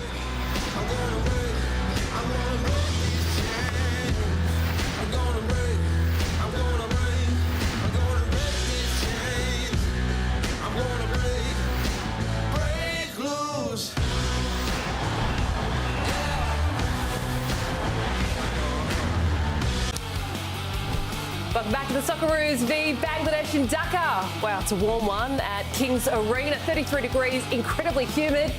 And you can see the waterlogged pitch. Well, they got most of the water off it, but it has been quite heavily affected. 1-0 at the halftime break. Nestor Irankunda in the action there, making his Socceroos debut. A little bit of a battle on the right-hand side there. Welcome back to Luke Wilkshire and to Alex Brosk. Team, what have you made of the first half overall? You can tell the conditions have played apart. We haven't seen the cut and thrust that we are definitely used to when it comes to the Socceroos. But, hey, they're doing all the right things and they are in the lead. We are in the lead, yes. Of course, the conditions play a part. We know that you're going away to these places. You can see the pitch is not great, the weather there. So, but look, we're lacking that cutting edge yet again. We've had balls in the box. We've had no really quality in the front third. We haven't seen a lot of Irankunda. We haven't seen what we hoped thus far. So I do expect to see some changes in the second half. Let's take a look at the goal now. Geordie Boss, long-range effort, heavy deflection, mind you. But looking at this one, very heavy deflection. Yeah, I mean, Aiden Krustic, sorry. It's going nowhere near. It's going nowhere near. No, Geordie Boss wasn't anywhere there. Aiden Krustic in the effort there. And look, sometimes I guess you don't mind a player having a shot from distance. It changes things up a little bit. You know, they've been defending well, numbers in the box. You know, a shot from outside just keeps them guessing a little bit. But I don't think... You talk about distance. There's distance and there's where he's shooting from there. I mean... And then there's being ambitious. Ambitious is to say the least. But, you know, you say you buy a ticket and you bought a ticket and won the lotto because, yeah, an unbelievable own goal and it takes us in 1-0 at half-time. An unbelievable own goal. It was a great finish from them. That's... Yeah, you are correct there. Taking a look at the match stats in the first half there, you can see shots 8-1, but only 2 shots on target, and it's something that you've been speaking about, right, team, in terms of what's happening in that front third. It is hard for, you know, in terms of setting out a plan against the Bangladeshi side, isn't it, Broski, given everything at play, to see everything all come together in this first half. A couple of chances, half chances created. Mitchell Duke had a really clear-cut chance as well that came off the bounce, but it didn't end up in the back of the net. He'll be disappointed with that too. He would. Look, we've had a few, you know, half chances, you know, getting balls in the box, but I think we're sort of rushing a little bit and panicking and trying to find, you know, instead of just keeping the ball moving, waiting for that opening, we're rushing a little bit with some passes. Our set pieces, you know, as we know and expect, we're going to have a lot of success in these areas. Irvine had a couple of chances which he couldn't put away. But really, I mean, a chance like this is what you need. You need good sort of delivery into the box. That's a great ball there to Irankunda, can change it up. And there was another one, which we'll see in a second, to Mitch Duke. And I think they're the opportunities. Mitch Duke had a good chance there. He really needs to be taking, because we won't get too many of these, it seems, in the conditions, with the way Bangladesh are defending. So when we get those, Luke, we've got to take them. Well, we do, and look, there's been a lot of positivity down the left side. We see here again Geordie Boss doing what he does, likes to get forward. Irvine with the ball, potential penalty, yes. I thought Boss has been lively. Was that not 3-on-1 there? 3-on-1, yeah, but, you know, that happens when you're away from home. You get these shorter calls and you get on with it. But again, we see balls in the box and we're in there. And again, it's Duke who's not got that killer instinct, and he's not playing so regularly at his club. And it shows at the end of the day. And you think if there's a striker who's playing regularly, scoring goals, the confidence, maybe it's a different story. Like I said, whether it remains to be seen, yes, maybe Taggart we'll see in the second half at some point. Hey, don't jump the question that I'm about to ask you. We're going to the Subway subs. Who are you subbing on to make that impact and to inject some energy, some legs up top? Yeah, well, I think Taggart's had an unbelievable season in the A-Leagues. I think deserves another crack at the whip. You know, he's going to get opportunities, he's going to get chances. Also, the likes of Arzani, I think, you know, Nestori hasn't quite shone. I think Arzani also, we could see at some stage. Yeah, I think so. I think Arzani probably more so on the left side, allowing him to cut inside. I'd like to continue seeing more of Irankunda. You know, it's been a frustrating first half for him, but allow him the opportunity to keep going that second half, keep running at these defenders, tired defenders in that second half and see what he can do. But yeah, I think Arzani can come on, Nisbet can come on and do something a little bit different. So hopefully these guys get some minutes. I'm glad you said Arzani. I was hoping someone was going to say him, otherwise I was going to chime in myself. All right, we are off to a short break. Don't go anywhere. More coming up on the other side as we gear up to a big second half between Bangladesh and the Socceroos. And don't forget, the Australia Cup kicks off live and exclusive on 10 Play come July.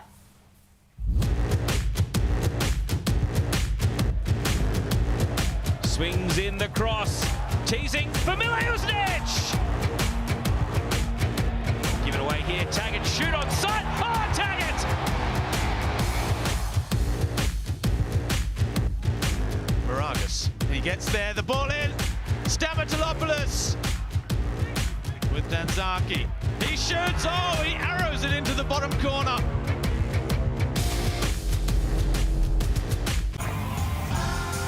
Welcome back to Kings Arena in Dhaka as we gear up for a huge second half between the Socceroos and Bangladesh. Hot and humid conditions over there, 33 degrees. Yeah, you can tell it's monsoonal season over in Bangladesh and there's been a fair amount of water on the pitch, but 1-0 the Socceroos are in the lead. So to the two gents alongside me, I know we want to see a bit more cut and thrust and more of a killer edge up top. Jackson Irvine, their captain, he's the one that usually grabs them by the scruff of the neck and says, follow me. What do you want to see from him come the second half? And what have you liked about what he's done thus far? Yeah, look, we've seen little glimpses of him, probably not as influential as you'd hope. We've seen him there get in the box, but it's not quite happened at the moment. We're definitely getting plenty of balls in the box, but you see here just a touch not stuck under his feet, and we just haven't seen the fluency going forward. So we hope to see a bit more of him coming into the second half. Yeah, it is just that touch that's sort of missing all over the park, really. I mean, whether it's Irankunda on the right side, Geordie Boss having a few moments, or Jackson Irvine, who's been in this position a couple of times, that last touch, that last little bit of quality that we need is just deserting us. But look, completely understandable. Let's be honest, the conditions are shocking. It must be tough, you know, getting through this game at the moment. But you do need a little bit more quality, and we've got it. We've got plenty of it, so we'll see. How difficult are nights like this, Lukey? And you know when you put on the Socceroos shirt and you go to a foreign country, some are really tricky, right? And from the days when you were playing as well. Give us some insight into that. Well, that's the reality. Look, and these players are off the back of a long season. Let's not forget that as well. And, you know, you go into these places, it's hot, it's humid, the conditions are tough. The opposition is sitting in, it's making it difficult. You want to get the result, you want to do what you need to do, and then they probably want to get off on holiday and have a break before they start back next season. And does it mean from Graham Arnold's perspective as well, when he has different plans when it comes to attack, and you've got Nestori on the right and Geordie Boss bombing further forward on the left, that you can't exactly execute what you had in mind, given what's in front of you? Yeah, it's tough. I mean, you want to see the quality of all these players that we've got, but at the same time, when it's been as frustrating as it was in that first half, you probably want to see a bit more of, you know, your Geordie Bosses, Irankunda's getting forward, Irvine's getting into the box. So I don't think he'll make too many changes just yet. Wanting to see more from the boys, but again, there's a lot of impact that he can bring on off the bench if needed. Yeah, absolutely right, because we'll see. You mentioned perhaps you've got Adam Taggart sitting on the bench, Daniel Arzani, players that have had some really great seasons in the domestic comp, and they are getting their opportunity in this two-match series. It's not a two-match series, but these final two qualifiers, because the job is already done for the Socceroos. They're top of their group. They're into the third round of qualifying, which is hopefully their last round, and there's opportunity for them if they get a chance. And that's the biggest thing, you know, and the likes of Josh Nisbet, who's someone who can open up a defence. So look, let's hope they get the opportunity and they take that opportunity in the second half. Well, a huge second half heading away. It's back over to your commentary team of Danny McBreen and Simon Hill. Yeah, thanks very much indeed, Tara. And Bangladesh getting the ball rolling. Doesn't look like either team has made any changes. We'll keep you up to date as and when they occur. And Australia halfway to securing top spots in Group I with their 5th win out of 5. But what do you think the message from Graham Arnold might have been at half-time, Daniel McBreen? Well, I think you'd like to see a little bit more of this, pressing and put them Bangladesh is under pressure in their own back third, but also a little bit more incisiveness in that front third when they do have the ball.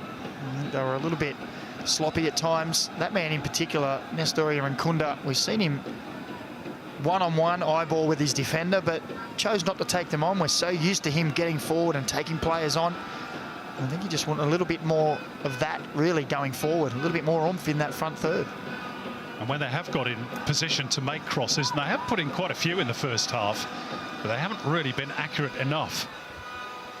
Craig Goodwin, of course, was expert at that in the last game against Lebanon. Let's see if they can fashion something here. Geordie Boss forced to check and turn back.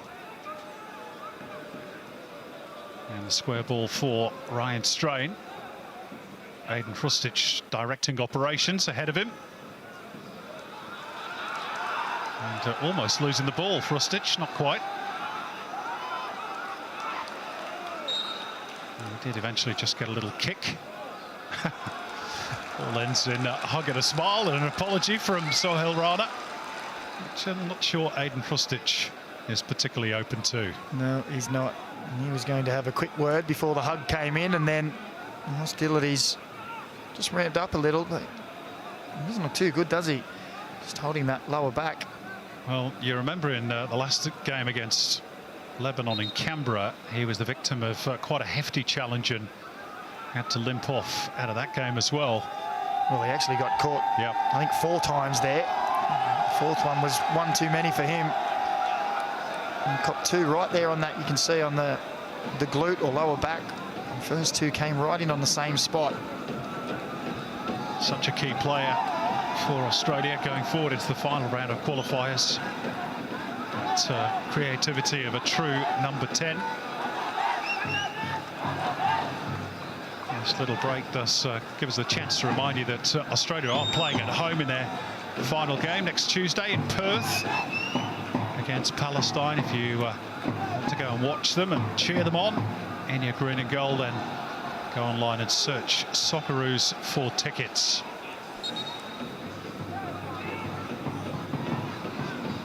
Palestine, by the way, are also in action a little bit later on today against Lebanon.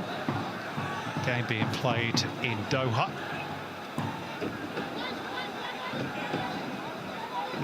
And if Palestine were to win that one, they will join Australia in the final round. Now, Bangladesh have got a player down here, but Australia not of a mind to stop the ball. Iran Kunda looking to get around Issa Faisal, and he's done so. And the ball flashes into the side netting.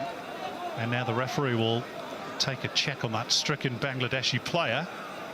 But for the first time, Maka, there, we saw Nestoria Nkunda drive for the byline, take on the fullback, and get around him. Yeah, and that's what we want to see from him. That's what we've seen so often over the past couple of seasons. He's so electric off the mark. And that's, as you say, the first time he's done it, he's got a ball in the box. Whack to the knee for Mohamed Sohail Rana, who missed the previous game against Australia in Melbourne. He was suspended after being sent off against the Maldives. Not quite sure what happened to him, but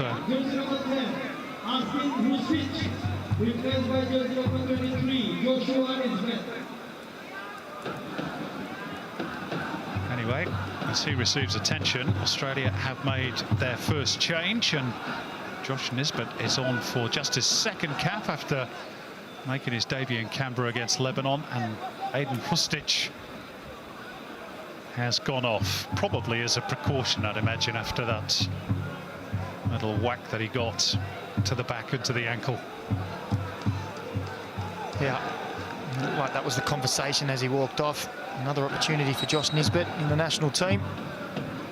Newly crowned Johnny Warren medalist, of course, and winner of the treble with the Central Coast Mariners. Now very much making his way as an international player as well. Corners delivered in the air, though, not really his go. But certainly the go for Harry Suter and co. Ryan Strain waiting for the signal. There's a fair bit of cuddling going on in there. Now we're ready. Strange delivery, and Sutar did get on the end of it, but last touch of Topu Barman, I fancy, so Australia get another go. Daniel Arzani among the substitutes, hoping to get the nod for what would be his first cap in 6 years.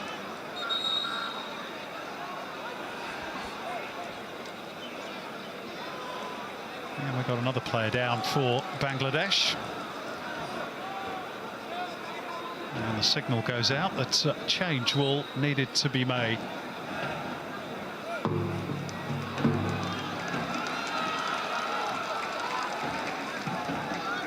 It's the same player, isn't it? Ahmed Sohail Rana tried to carry on after picking up that knee injury, but clearly not able to do so. Well, he was just pointing to the outside of the left knee. That medial area doesn't look good. And we saw when he went down, it obviously happened earlier, but was just walking and then realised this is no good for me. Just tried to carry on. So the stretcher bearer's called for.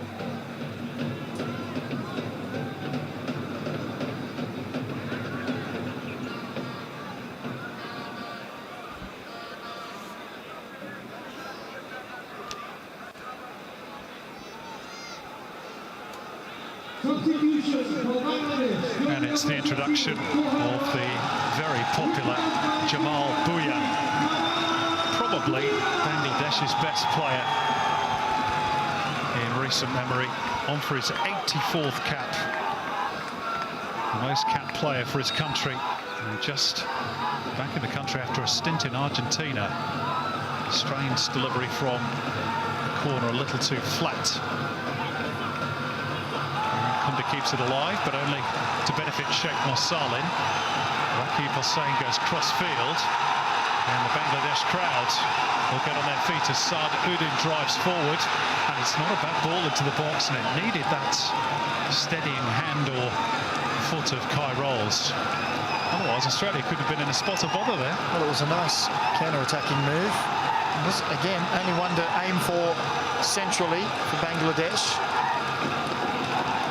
You can hear the crowd lift when they have any momentum going forward into the Socceroos half.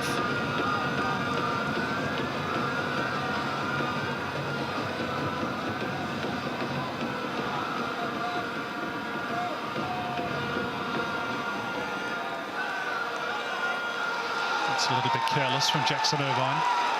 Rakib Hossain trying to get around Irvine. Not quite able to do so, and in reaching for the ball, he's made a rather painful connection to Jackson Irvine, for which he's apologised, but still hurts.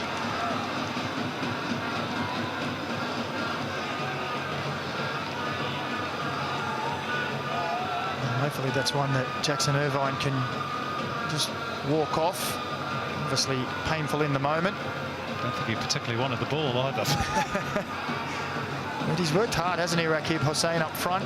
It's a difficult job when you're under this amount of pressure.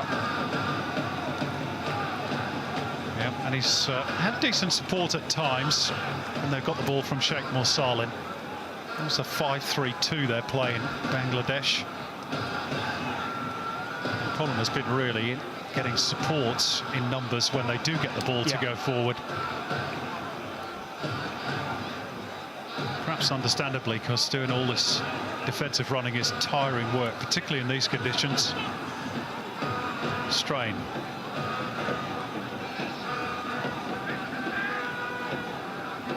Rolls. Sutar.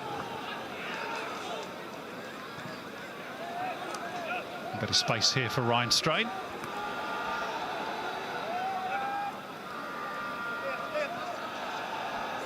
Nisbet.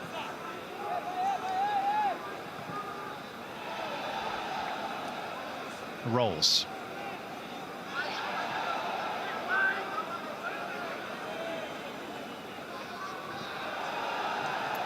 Gets it back off Harry Sutar, who's got a big off-season looming as he looks perhaps to find a way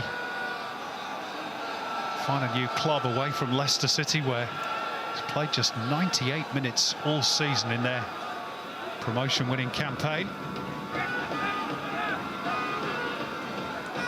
A chance for Geordie Boss to get to the byline, and once again, the cross is just a little disappointing. Graham Arnold might even put it stronger than that, I fancy. He does look a little frustrated there, doesn't he? And that's what this Bangladeshi team has done at home. They have frustrated opposition. They've been hard to beat. They've been very energetic tonight, particularly in their back five, in getting out and pressing the ball and putting players under pressure.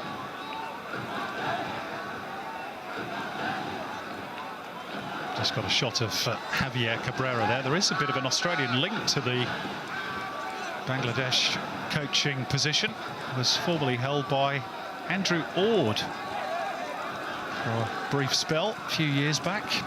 Former number 2 to Kenny Lowe at Perth Glory.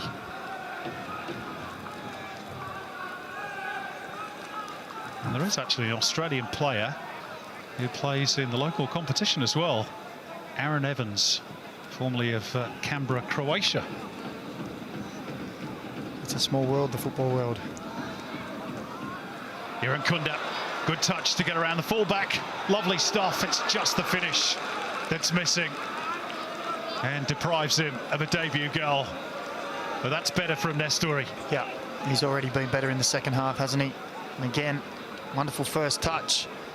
Takes him straight into the box. As the ball comes over, it's misjudged a little. He just, lovely little touch in behind the defender, cuts back inside onto his left, and it's just stretching for the ball as he tries to take his shot on. You see, sells the defenders there, and he's just stretching and catches it with the outside of his foot, which means it just slices away. But that's more like the Nestor Irankunda we're used to seeing. It's not the first time he's been in the squad, of course. He was selected last year against Ecuador, but Graham Arnold resisted the temptation of making him the nation's youngest ever player, perhaps to keep some of the pressure off him. Tonight is his big chance. That was one of his better moments. Here he is again. Little slip on the very greasy top, not once but twice for Ryan Strain. Does seem to be a little wet and damp, a little more down in that right-hand side now for the Socceroos. Seen a number of players slip over.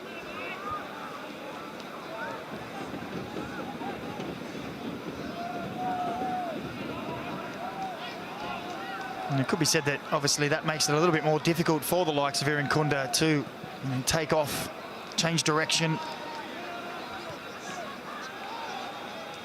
Well, of course, this region of the world still picking up the pieces in the wake of Cyclone Ramal, which hit parts of Bangladesh and India in recent weeks. Heavy rain's a feature of this time of year on the subcontinent. The temperature rarely dips below 30.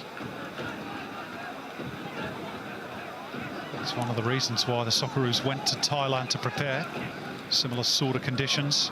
Here's Irankunda.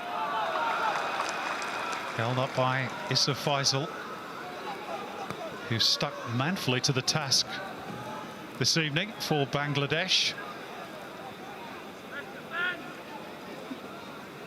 Irvine leaving it for Boss.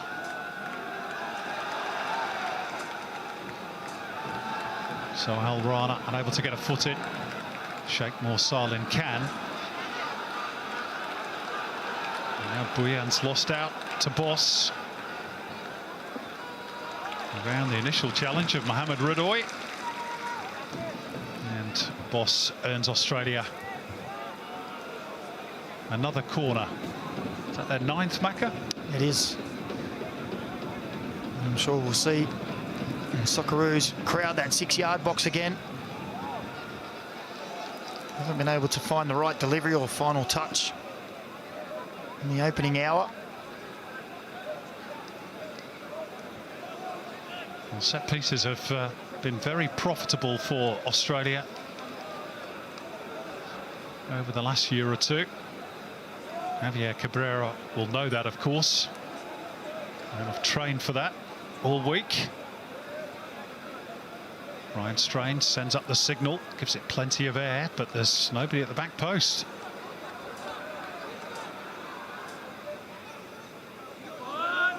I would say that's arguably one of the most disappointing aspects of Australia's performance tonight.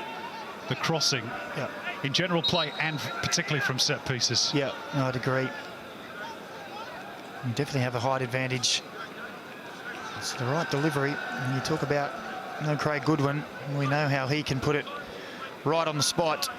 It just hasn't quite worked out tonight.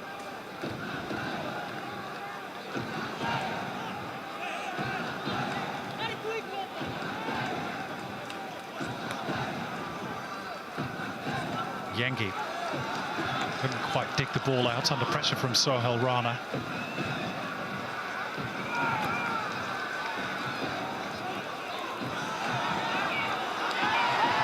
Rare touch for Joe Gauci. Is that his first of the second half? I believe so.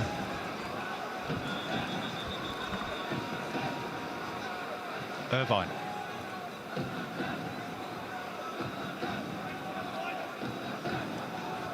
Boss. See if he can get better quality. That's not bad. 2-0. Cassini Yengi. Textbook header from a rare, accurate cross for Australia. And they're 2-0 to the good. Well, we just spoke about crosses from both open play and set pieces. Cassini Yengi found himself in plenty of space. Still had work to do to guide it in that far post area. Well, goals in back-to-back internationals for Cassini Yengi. After winning promotion to the Championship in England with Portsmouth. And for once, this was an absolute peach of a ball in from Geordie Boss. Well, he's put in a couple, hasn't he? And you see he's just too strong, Cassini Yengi. Geordie Boss, again, bending it around that first defender. Gets up, and you see it just bend back in. Inside the post from Yengi. And he's big and powerful, gets up and guides it into that far post area. Now Bangladesh claiming a foul on Mehdi Hassan, but referee not interested. And with the aid of the slightest of touches off the post, Cassini Yengi makes it 2.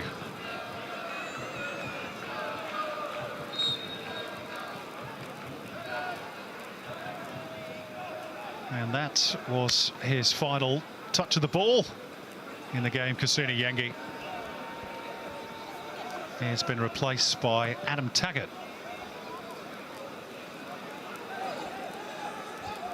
Job done. I wonder if that was a planned move, or he said, no, you've done your job. Let's get Taggart out there to have a crack at it as well. Daniel Arzani as well being introduced for Iran Kunda.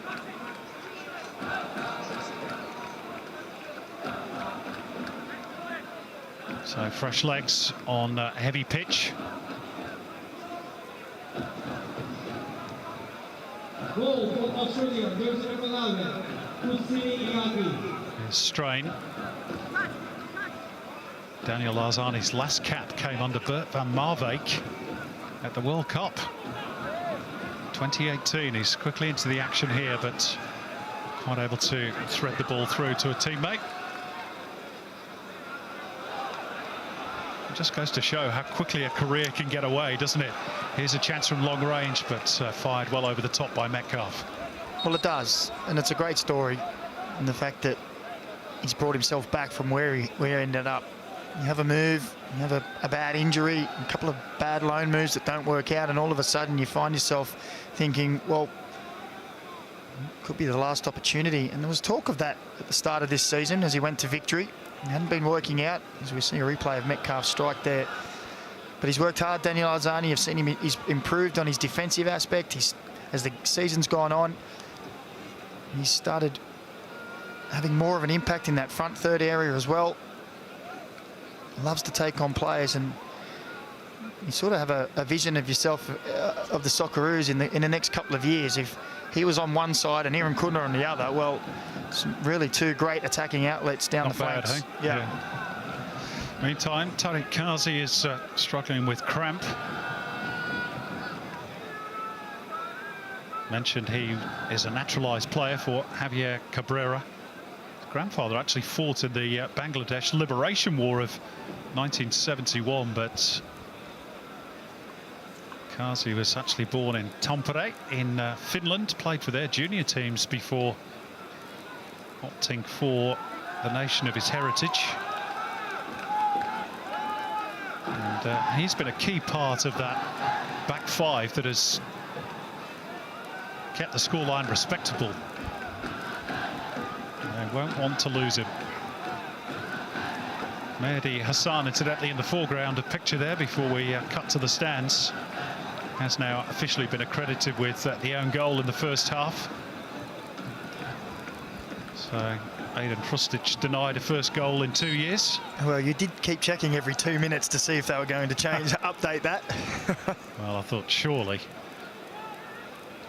But his team has given a decent account of themselves. Oh, they have, definitely. They've been very lively in that back third defensively. They've broke out, got pressure on the ball player. Tried not to give them any time to really get at them. And they've defended crosses relatively well, save from 1 or 2 occasions.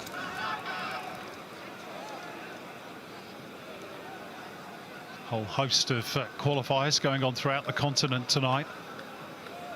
Australia will be keeping an eye on South Korea's game away to Singapore. Those ranking points at stake. It looks as though Australia are going to do their part of the job here. If they were to beat Palestine as well and South Korea were to slip up, even a draw against Singapore or China in their final game, might just edge Australia ahead of them, ahead of the final round draw. A question for you, Simon.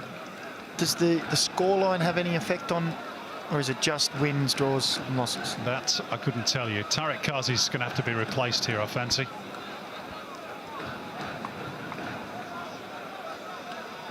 That's one for the stats boffins. Someone will let us know. Someone will drop us a tweet.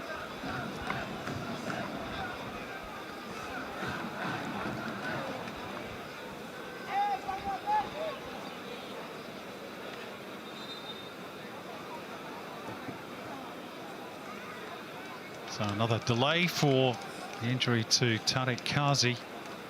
Once again, the stretcher has been called for.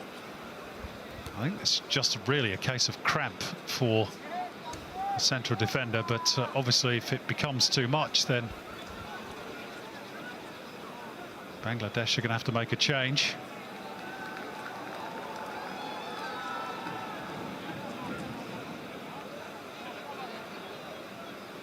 Plenty going on in the stands. Well, they're enjoying themselves.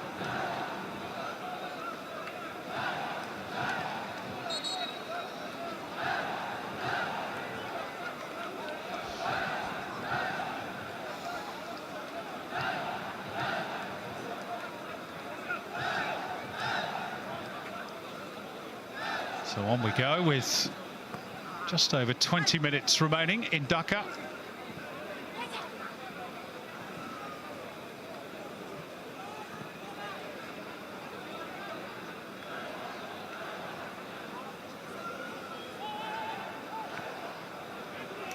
Australia in pretty comfortable position now.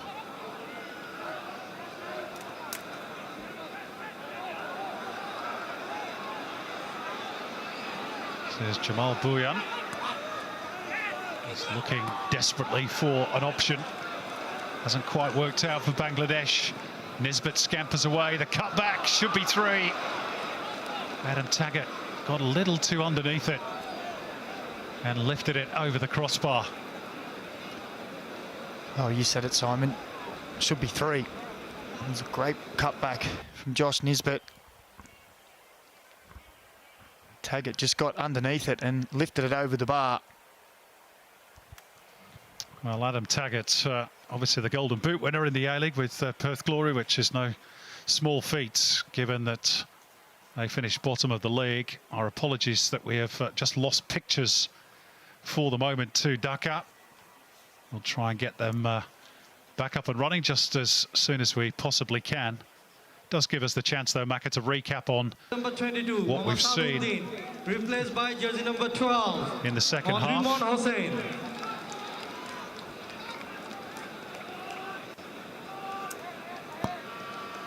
Pictures back live from Dhaka. Saad Uddin has been replaced by Shakil Hossain for Bangladesh.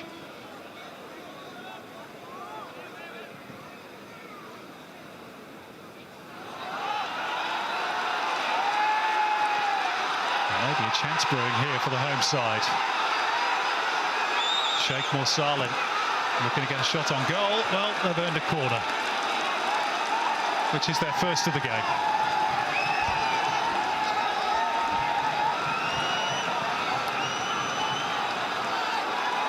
And you'd think they'd scored. Well, you have to hand it to the fans who supported their team. It's a nice move forward again. Big Harry Sutar with the leg out to block. And how many do they commit forward for the corner? There's a fair few in there. Not going to go the aerial route, at least not initially. And it's a routine take for Joe Gauci in the end. A little bit of excitement for the home fans. Well, normally you could say that maybe Joe Gauci would be getting a little cold down there, not too involved in the game, but not in these temperatures.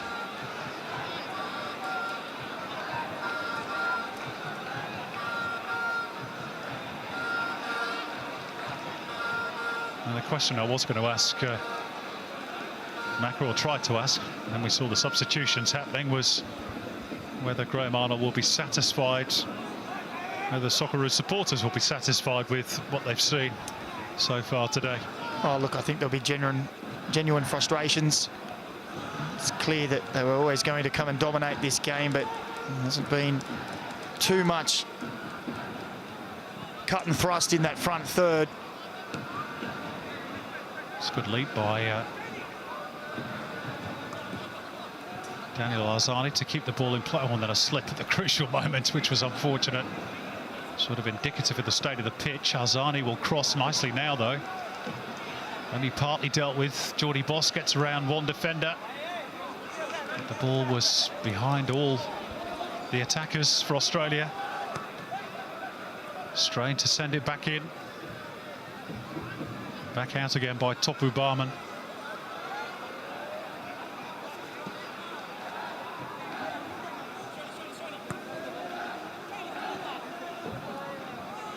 Metcalf and Strain not quite on the same page. Well, I think that little slip from Daniel Arzani in this right-hand top corner just shows how slippery it is. We've seen many a player struggle to turn and lose their footing in that area. So it's very difficult to plant the foot and get a good cross in as well. Yeah, they had a chance there to attack Bangladesh, but Sheikh Morsalin, perhaps belying his 18 years, opted to take it first time when really a touch would have been better. Arzani. And Metcalf does get there, but picked out of the air by Mitul Marma. And for all the pressure that Australia have had, the goals aside, sure, he's had to make too many saves, has he, the goalkeeper? No, only 3 shots on target from the Socceroos. And as you say, I think it comes down to the delivery of those balls into the box. Hasn't quite found the mark. They haven't really found much space around the edge of the box either to get any strikes away in those areas. Arzani. Metcalf. He went back post, but Duke had drifted towards the centre. More changes afoot for Australia. Going to see the introduction of Cammy Devlin and Aziz Bayic.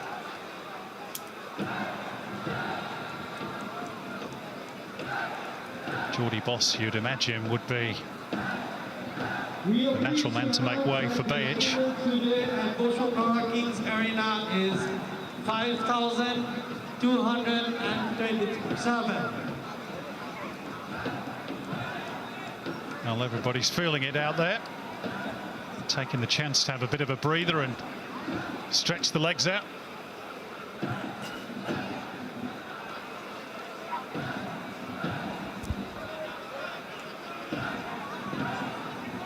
Oh, I think we're on a drink break, aren't we? Yeah.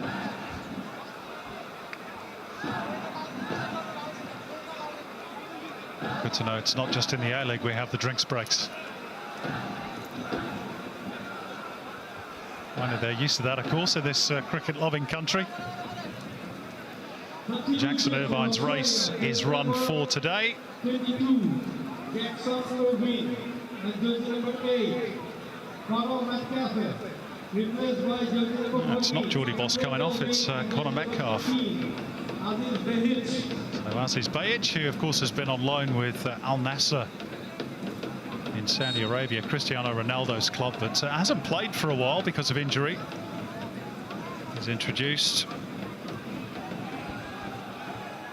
And Cameron Devlin, Hearts midfielder, on for his first cap in over a year since he featured against Ecuador in the friendlies in 2023.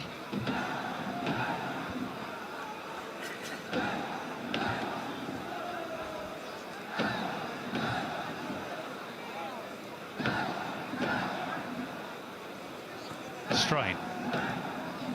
Alzani looking for that little angled threaded ball through.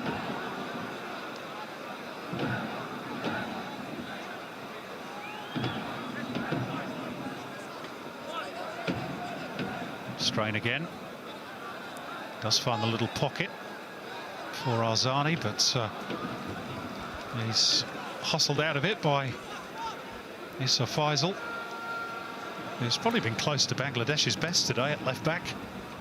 Yeah, he's made it very difficult first for Aaron Kunda, and then anyone else really who's come into his area. Well, they're in that area again, Australia. So he's had plenty of work, that's for sure. It's a Faisal. He used to work as a child as a labourer in a mill in order to raise money so he could go and play football. Started off playing barefoot. Here he is now representing his country.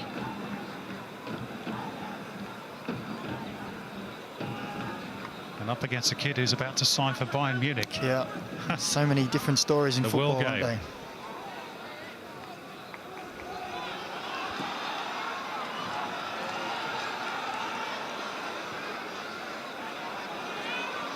Talking of that, Aaron Kunda's debut for you, Macca? Pass mark? Yeah, I thought he was very quiet in the first half. I think Graham Arnold may have said to him at half-time, come on, we want to see a bit of you. You saw a couple of flashes of that in the second half. Seen a bit of Daniel Alzani here, skipping past Faisal. And the cross wasn't bad either, and again it's headed over the top, this time by Geordie Boss.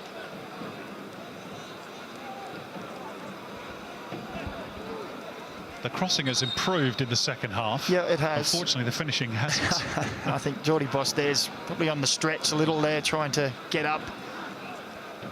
You can see plenty of white shirts across that 6-yard line, and he's just on the stretch. Plenty of time for Alzani to pick his player. And if that's half a yard down, well, it's an easy header. And it's been a frustrating night for that man that was just on screen, Mitch Duke. As Mittelmama goes down again, it's supposed to be the left hamstring. Yep, not the first time that he's called for attention. The big talking point around the Bangladesh squad ahead of this game, by the way, was in the goalkeeping ranks, where Javier Cabrera omitted the veteran Anisur Rahman Zico. Mittul Mama very much his #1 now. He actually fell ill with just 7 minutes left of the Palestine game at this venue. Later diagnosed as having low blood sugar, and his replacement, Srabon, conceded in the 95th minute. And he learned about their loss from a hospital bed. I don't think he's going to need to go to hospital this time. They are about to make another change. Bangladesh, Ramat Mia, who's a left-back by trade, is going to come on. Maybe Issa Faisal's finally run out of petrol. He's put in a big shift.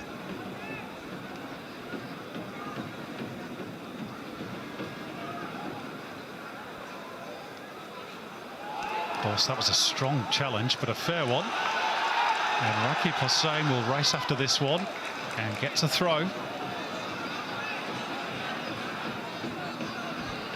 Alessandro Ciccati has come on as well.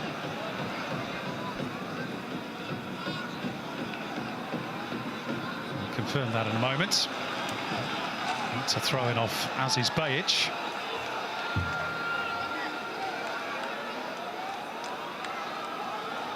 He's toiled hard at the point of the Bangladesh attack for very little rewards, let's face it. Faisal.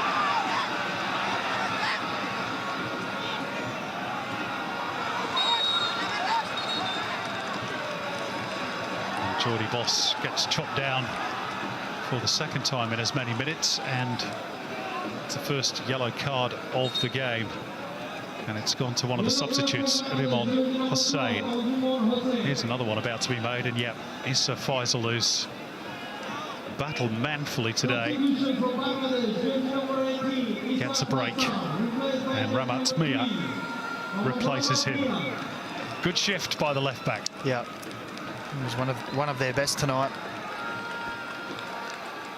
Didn't give any opposition player time really on the ball. As we have another look at that late challenge, it brought the yellow card. And as that ball went out wide, actually, it went to Daniel Arzani, who was one-on-one. I think he might have liked it to play on and play the advantage.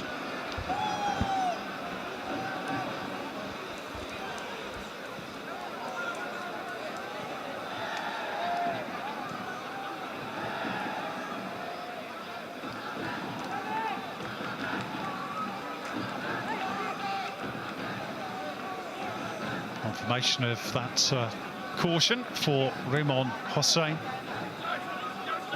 And the game played largely in good spirit. This is Arzani looking to place one. And finally a bit of meaningful work for Mittul Mama to do.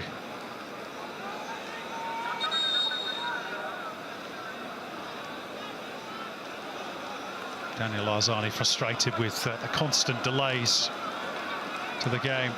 Several of the Bangladesh players suffering with cramp, and as irritating as it is, I guess in some ways understandable. They've played virtually 85 minutes without the ball. Yeah, they've worked hard, they've toiled hard in that back line. Daniel Arzani, as he drove inside, looking to guide it into that far corner. And also, you know, they will be tired, they've worked hard, but also just to eke away a little bit of time. A 2-0 result against the mind of the Socceroos isn't a bad return. Yep, I'll see that as respectable. And certainly better than the 7-goal hammering that they suffered at the hands of the Socceroos in Melbourne. Mohamed Redoy is carried off the field.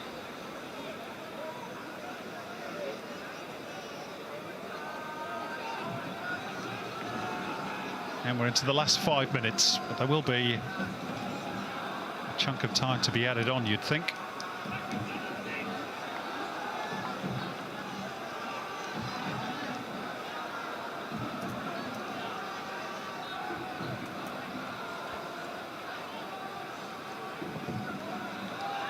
Barman giving it the big heave-ho.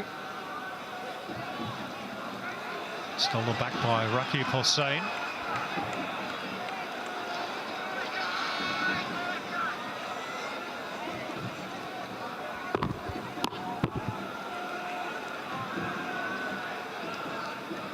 All the way back for the goalkeeper. It's going to be an Australian throw off Mehdi Hassan.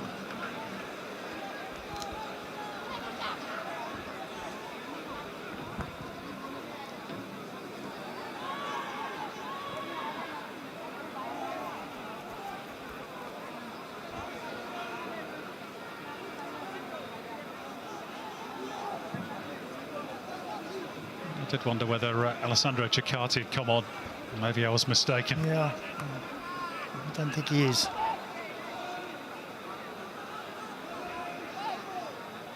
Oh, that's clever from Arzani.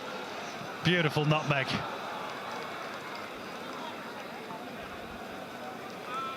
I think he took the ball out over the byline before he crossed it in, but it was a wonderful piece of skill.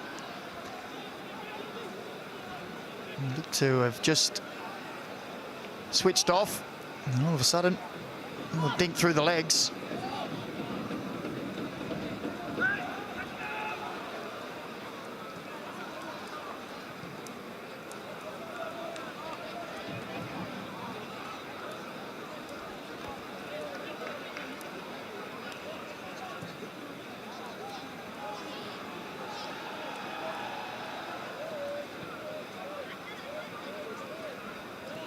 Last few minutes in Dakar.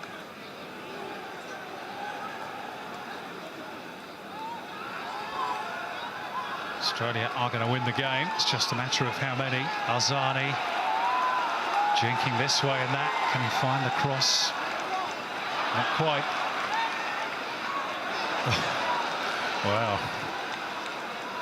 I think we've got a pitch invader as well that needs to be removed before we can continue. Show him a yellow card, ref. Or preferably straight a red.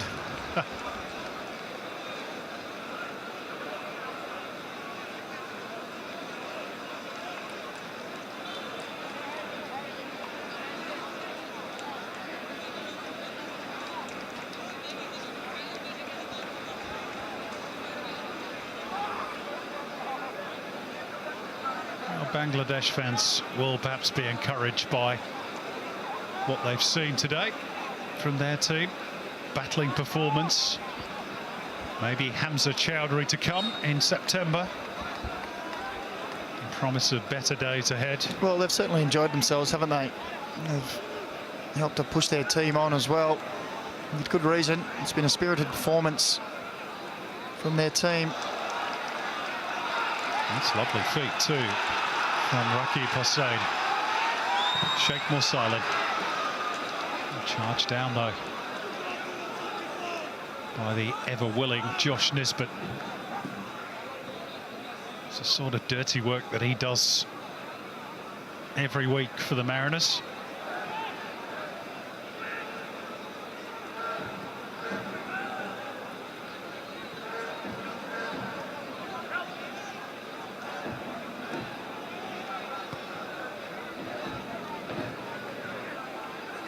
Strain.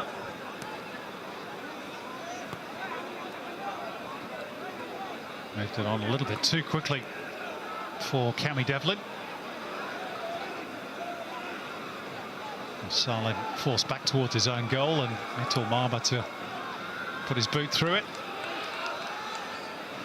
I don't think Bangladeshi player fancied his chances up against Harry Sutar there, do you? Put the brakes on quickly, didn't he?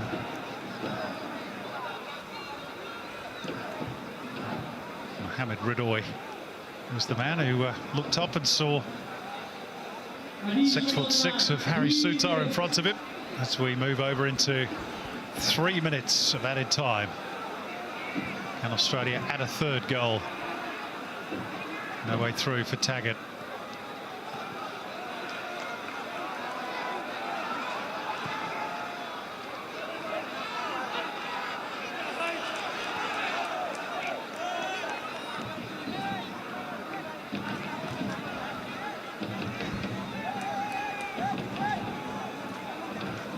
Australia will be on the plane tomorrow, bound for Perth,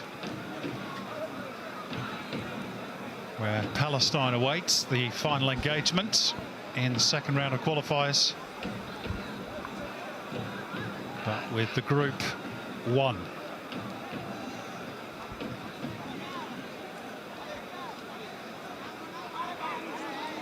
Is there another goal yet for the Socceroos? Nothing doing for Taggart. Appealing in vain that he was fouled, and the referee says nothing doing, and the goalkeeper promptly sits back down again. And again, Geordie Boss has probably been the best exponent of the cross tonight. He's put some good balls across that 6-yard area.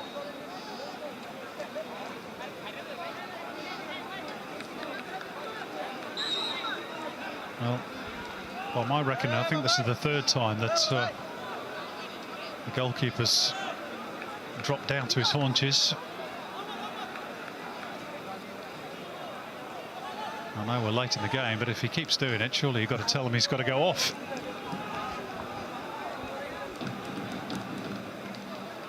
Final minute in Dhaka.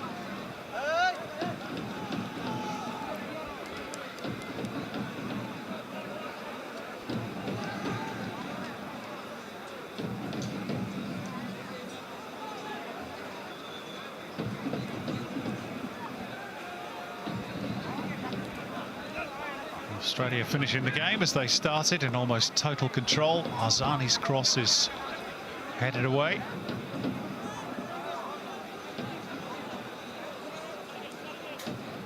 Nisbet for Arzani. Nice turn by Boss. Rolls. Sutar for Nisbet.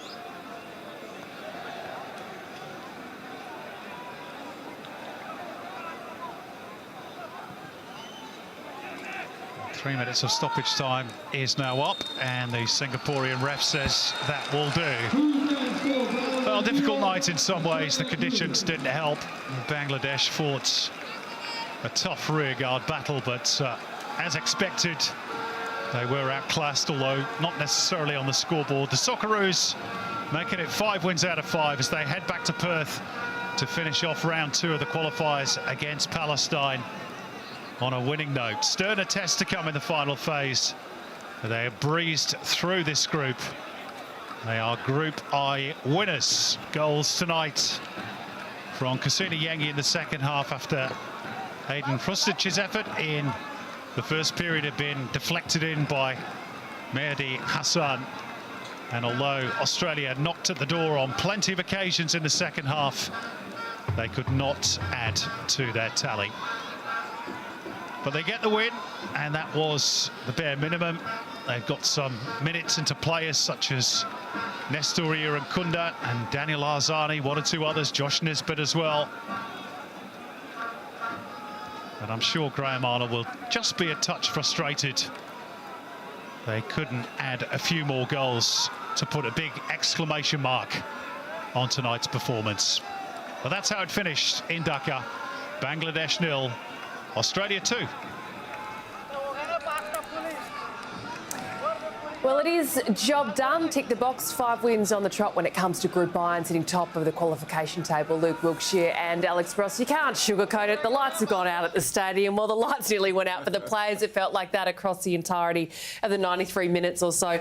It wasn't the prettiest night at the office. I don't want to say it was a tough night at the office. Yes, it was in terms of what they were facing when it came to the pitch, the weather, the surroundings. But it wasn't pretty, but they still found a way. Yeah, and that's exactly it. Look, we know when you go to these sort of places, it's never going to be easy. It's not comfortable, the conditions. We saw the pitch chew up, and look, it's job done. Yet again, you tick the box, another clean sheet. Thankfully, we hope no injuries, so we come through all good, and they'll get on the flight and get back to Perth to finish this off. Yeah, and that's why it's one of those games I think you just want to get through. You want to get the job done, which, like you said there, Tara, there's times to be critical, but tonight definitely isn't one of them. I think they did enough to get the to get the result. Another clean sheet, which is fantastic. Bangladesh didn't really threaten, and we created a couple of moments, but the pitch didn't help. It was a terrible bobbly pitch. It got cut up so much. The conditions were terrible.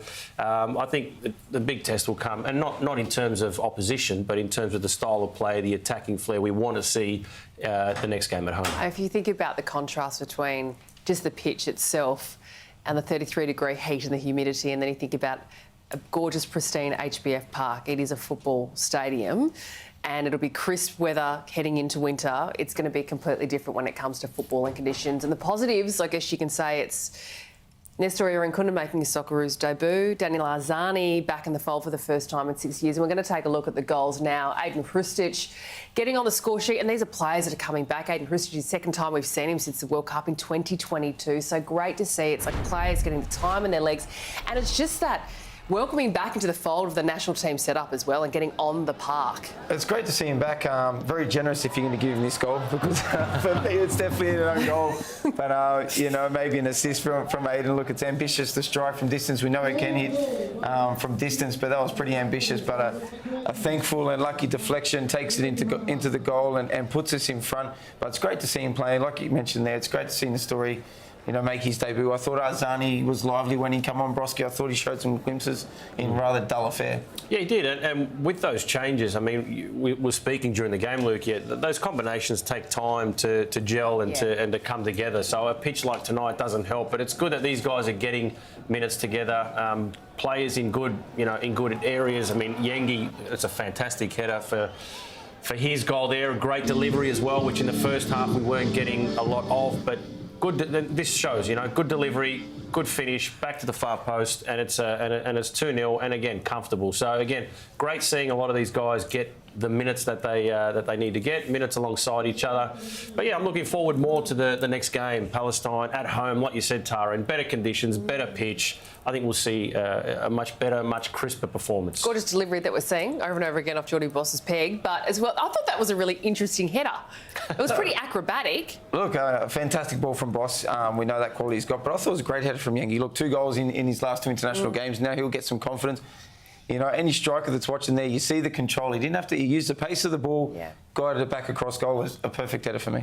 Do you think this clash, and we're going to take a look at the second half chances as well, has given Graham Arnold a couple of selection headaches moving forward to what we look at HBF Park on Tuesday night? Look, of course. I mean, up until now, Arnie has generally had his go-to players for the majority. And now that we've qualified into the next round, we're seeing the likes of Irankunda come in, Arzani get some game time. Nisbet's come into the squad off the back of his, great season. So, you've still got your Martin Boyles there and these guys up front, Duke, but you've got Taggart on the bench. You've got Stamatolopoulos as well, who had a fantastic season. So I think it is exactly what Arnie wants. He wants headaches. He wants players that are, pushing the guys that he's been relying on for so long to now start bringing these other guys into the squad. Who took your eye? I know you've got to take a look at the positives from what we learnt in a tough night, in tough conditions, but what positive do you wrap up from the clash there, Lukey? No, for me, no doubt, Geordie Boss. I think, we've seen his delivery. It was great to see him playing at left back. Why are you smiling like that? Look, I wanted to see him playing at left back for some time now, right? He's been playing at bench. We know he can. But from left back, he can still do this. He still drives forward and he gives you that going forward. So for me, he was phenomenal. And this kind of delivery that he has, he's always positive. He's always looking to go forward. He can come in on his right foot. We've seen him score goals with his right foot, deliver balls like that. And then like this with his left foot. We saw for the goal, and balls like this where Duke. So a couple more assists could have been had, but his left foot is a wand. It is, and he's the modern day fullback. That player that not only defends well and keeps that block that Arnie likes to have in defence, but gets forward and creates another avenue to get supply to our strikers in the box or to have chances himself. So yeah, he was great tonight. Yeah, it was a great performance from him. I wonder whether Arnie will tinker things. You saw Aziz Bates that's sitting on the bench there as well. We know he can play at left back, and that's what he is favoured. Usually, Graham Arnold. Let's get some reaction now and hear from the debutant tonight, Nestor Irankunda. Could have done better with my performance, but I'm really proud to obviously cap for the nation, and it's a dream come true for me. Performance tonight, a 2-0 win for your side. How did you rate the team's performance in difficult conditions? No, we've done well for the conditions. I don't know how hot it is here. It's humid as hell. I guess we struggled with the heat, but we still got the result that we came for, clean sheet as well. That's what we've been talking about for 2 weeks now, and we're really happy to get the clean sheet as well. You created the assist for the first goal, and we saw you make a lot of runs in behind. Was that the instruction from Graham Arnold to go out and try and get in behind as much as possible?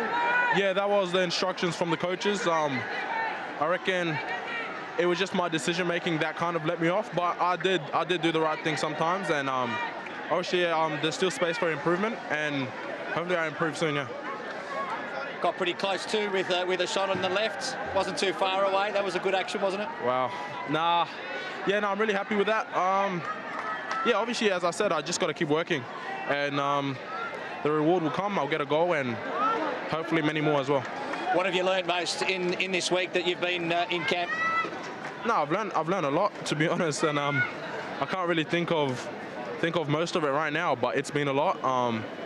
It's not my first time being at a camp, but obviously it's the second time, and obviously every time you come in, you learn something new, and it's really different to club football, and I'm really happy to be here with all the older boys. Thanks for joining us. Thank you, appreciate it. 18-year-old, the young phenom Nestori Irankunda that signed himself a deal with Bayern Munich, leaving Adelaide United at what has just wrapped up in the A-League men's season. You forget, don't you, sometimes how just raw Nestori is. We see that when we've watched him here at home, and the raw talent that he actually has as well. He's a pure athlete. You can tell when he clicks through the gears with his acceleration, how he runs at defenders and finds the space in behind him, uses his body as well. And look, he's willing. He said his second time in camp, it's only going to get better, and he's right. He's going to feel more comfortable, and he will feel better and get better. He will. He's so exciting to watch, and we've been waiting for this moment, and we hope that we get to watch him in a Socceroos jersey for many, many years. He is a generational talent, you know, when you see his highlight reel and what he's been able to do. But it was good to hear him there and his, honest opinions on his own performance. He is a super confident kid, but it was a very humble, analysis on how he thought he went tonight, which was good to see. And he knows as well, coming into this squad and what the squad has been able to do in the past couple of years under Arnie, that he needs to earn his way. Yes, he's done what he's done at Adelaide and been fantastic. Got to move to Bayern, but he needs to earn his way into this squad, which is a great close unit. Right? Yeah. From playing the A-Leagues to playing in international football, it's a completely different level. Going to Bayern Munich into Europe, I agree with Broski there. His honesty. Players know themselves, and the fact that he has that confidence to go on and own it like he did, yes. Absolutely right. We know what he can do and what he's capable of. He's only 18, and it's all in front of him. So, look, that's done. He's ticked that box. He's got his debut, and we look forward to more from him. Let's get some more reaction now and hear from the big bopper at the back in Harry Suter. Harry, another win on the road, another clean sheet. Is the clean sheet the thing that pleases you most out of that? Yeah, tough night. Tough conditions, and yeah, I think we pride ourselves on clean sheets. As defenders, go into every game trying to get one, and it was difficult tonight. Their home record is really good, and you can see they make it so difficult. We never make excuses for the conditions, but it's a fact of where we play, and it was tough, but another 3 points, clean sheet, a few debuts, so really happy. It was a very stop-start. How difficult does that make it to continue to play your football? Yeah, obviously you want to try and get a bit of rhythm, and I think any time we did get a little bit of rhythm, they kind of slowed it down or whatever. But it's just we've came up against it before, so it's frustrating, but it's one of these things where you just got to deal with it. Thanks for joining us. Nice one, thanks, Zappers. Yeah, who thinks he looks like he's sweating a bucket load? Big night for Big Harry. What is going to happen with his club future is a big question mark over that. What's happening at Leicester and a new coach coming in as well. All right, we are off to a short break. We're going to wrap it all up on the other side. Socceroos got it done tonight in Dakar against Bangladesh. 2-0, and don't forget the Australia Cup live and exclusive on 10 Play, kicking off in July.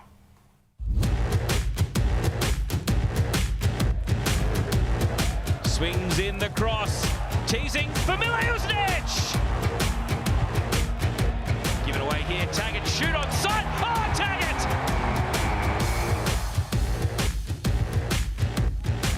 Moragas, he gets there, the ball in, Stamatolopoulos with Danzaki.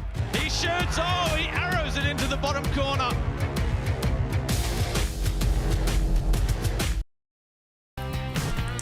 This is the action from the second half. The second goal of the match, 2-0 against Bangladesh.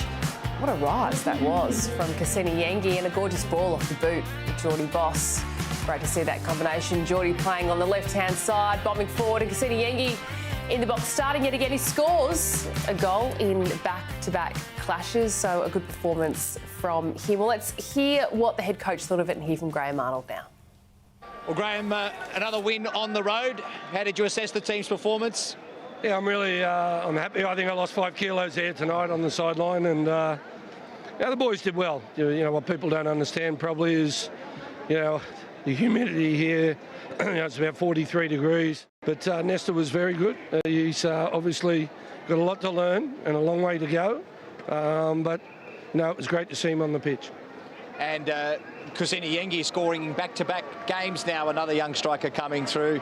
How did you rate his performance? Yeah, look, I think he's the first to say that, you know, he hasn't played for, you know, a good 6 weeks after Portsmouth won the league. So he's a little bit probably rusty, and, you know, and obviously the fitness levels weren't as high as they normally are. But look, overall, it was a good game to get him started back into, and, you know, I'm very happy with him. Thanks for joining us. Thank you. Yeah, Graham Arnold happy with the early signs of Nestor Irankunda, but a long way to go on his footballing journey and his career for the 18-year-old. So this is what it looks like. Round 2, Group I. Qualification is secured until the next round of qualifiers, which, if we finish top 2, then it is the World Cup locked in for Qatar. But you can see it there, 17 goals scored and zip conceded. And the Socceroos, well, they jump on a plane. They'll probably have a really cool shower first, but they'll be jumping on a plane and heading back home to Australia, because next, heading your way, the Socceroos will face Palestine at HBF Park on Tuesday night. Just search tickets, search Socceroos, because they are still available. We'll have you covered live from Perth from 9:40 p.m. on this side, and of course it's a little earlier on the other side when it comes to that. So team, I'm really looking forward to seeing, and the pure litmus test, I think, of seeing how the team performs in the team selection when they return back to Perth. It'll be interesting to see, obviously, very different conditions, that's for sure. It's chalk and cheese, right? It's chalk and cheese. Luke Broski, thank you for your company tonight. Lukey. And if you missed it because it was vision before, Alex's chair was sliding up and down when there was vision rolling, and it was good fodder for us in here, but it probably didn't resonate to anyone watching, wherever you're watching, in the pub or at home. Team, always a pleasure. Love your company. Stay on the seat. Don't go down. Thank you so much for joining us, and we'll see you very soon for the Socceroos back in action in Perth on Tuesday night. Until then, good night.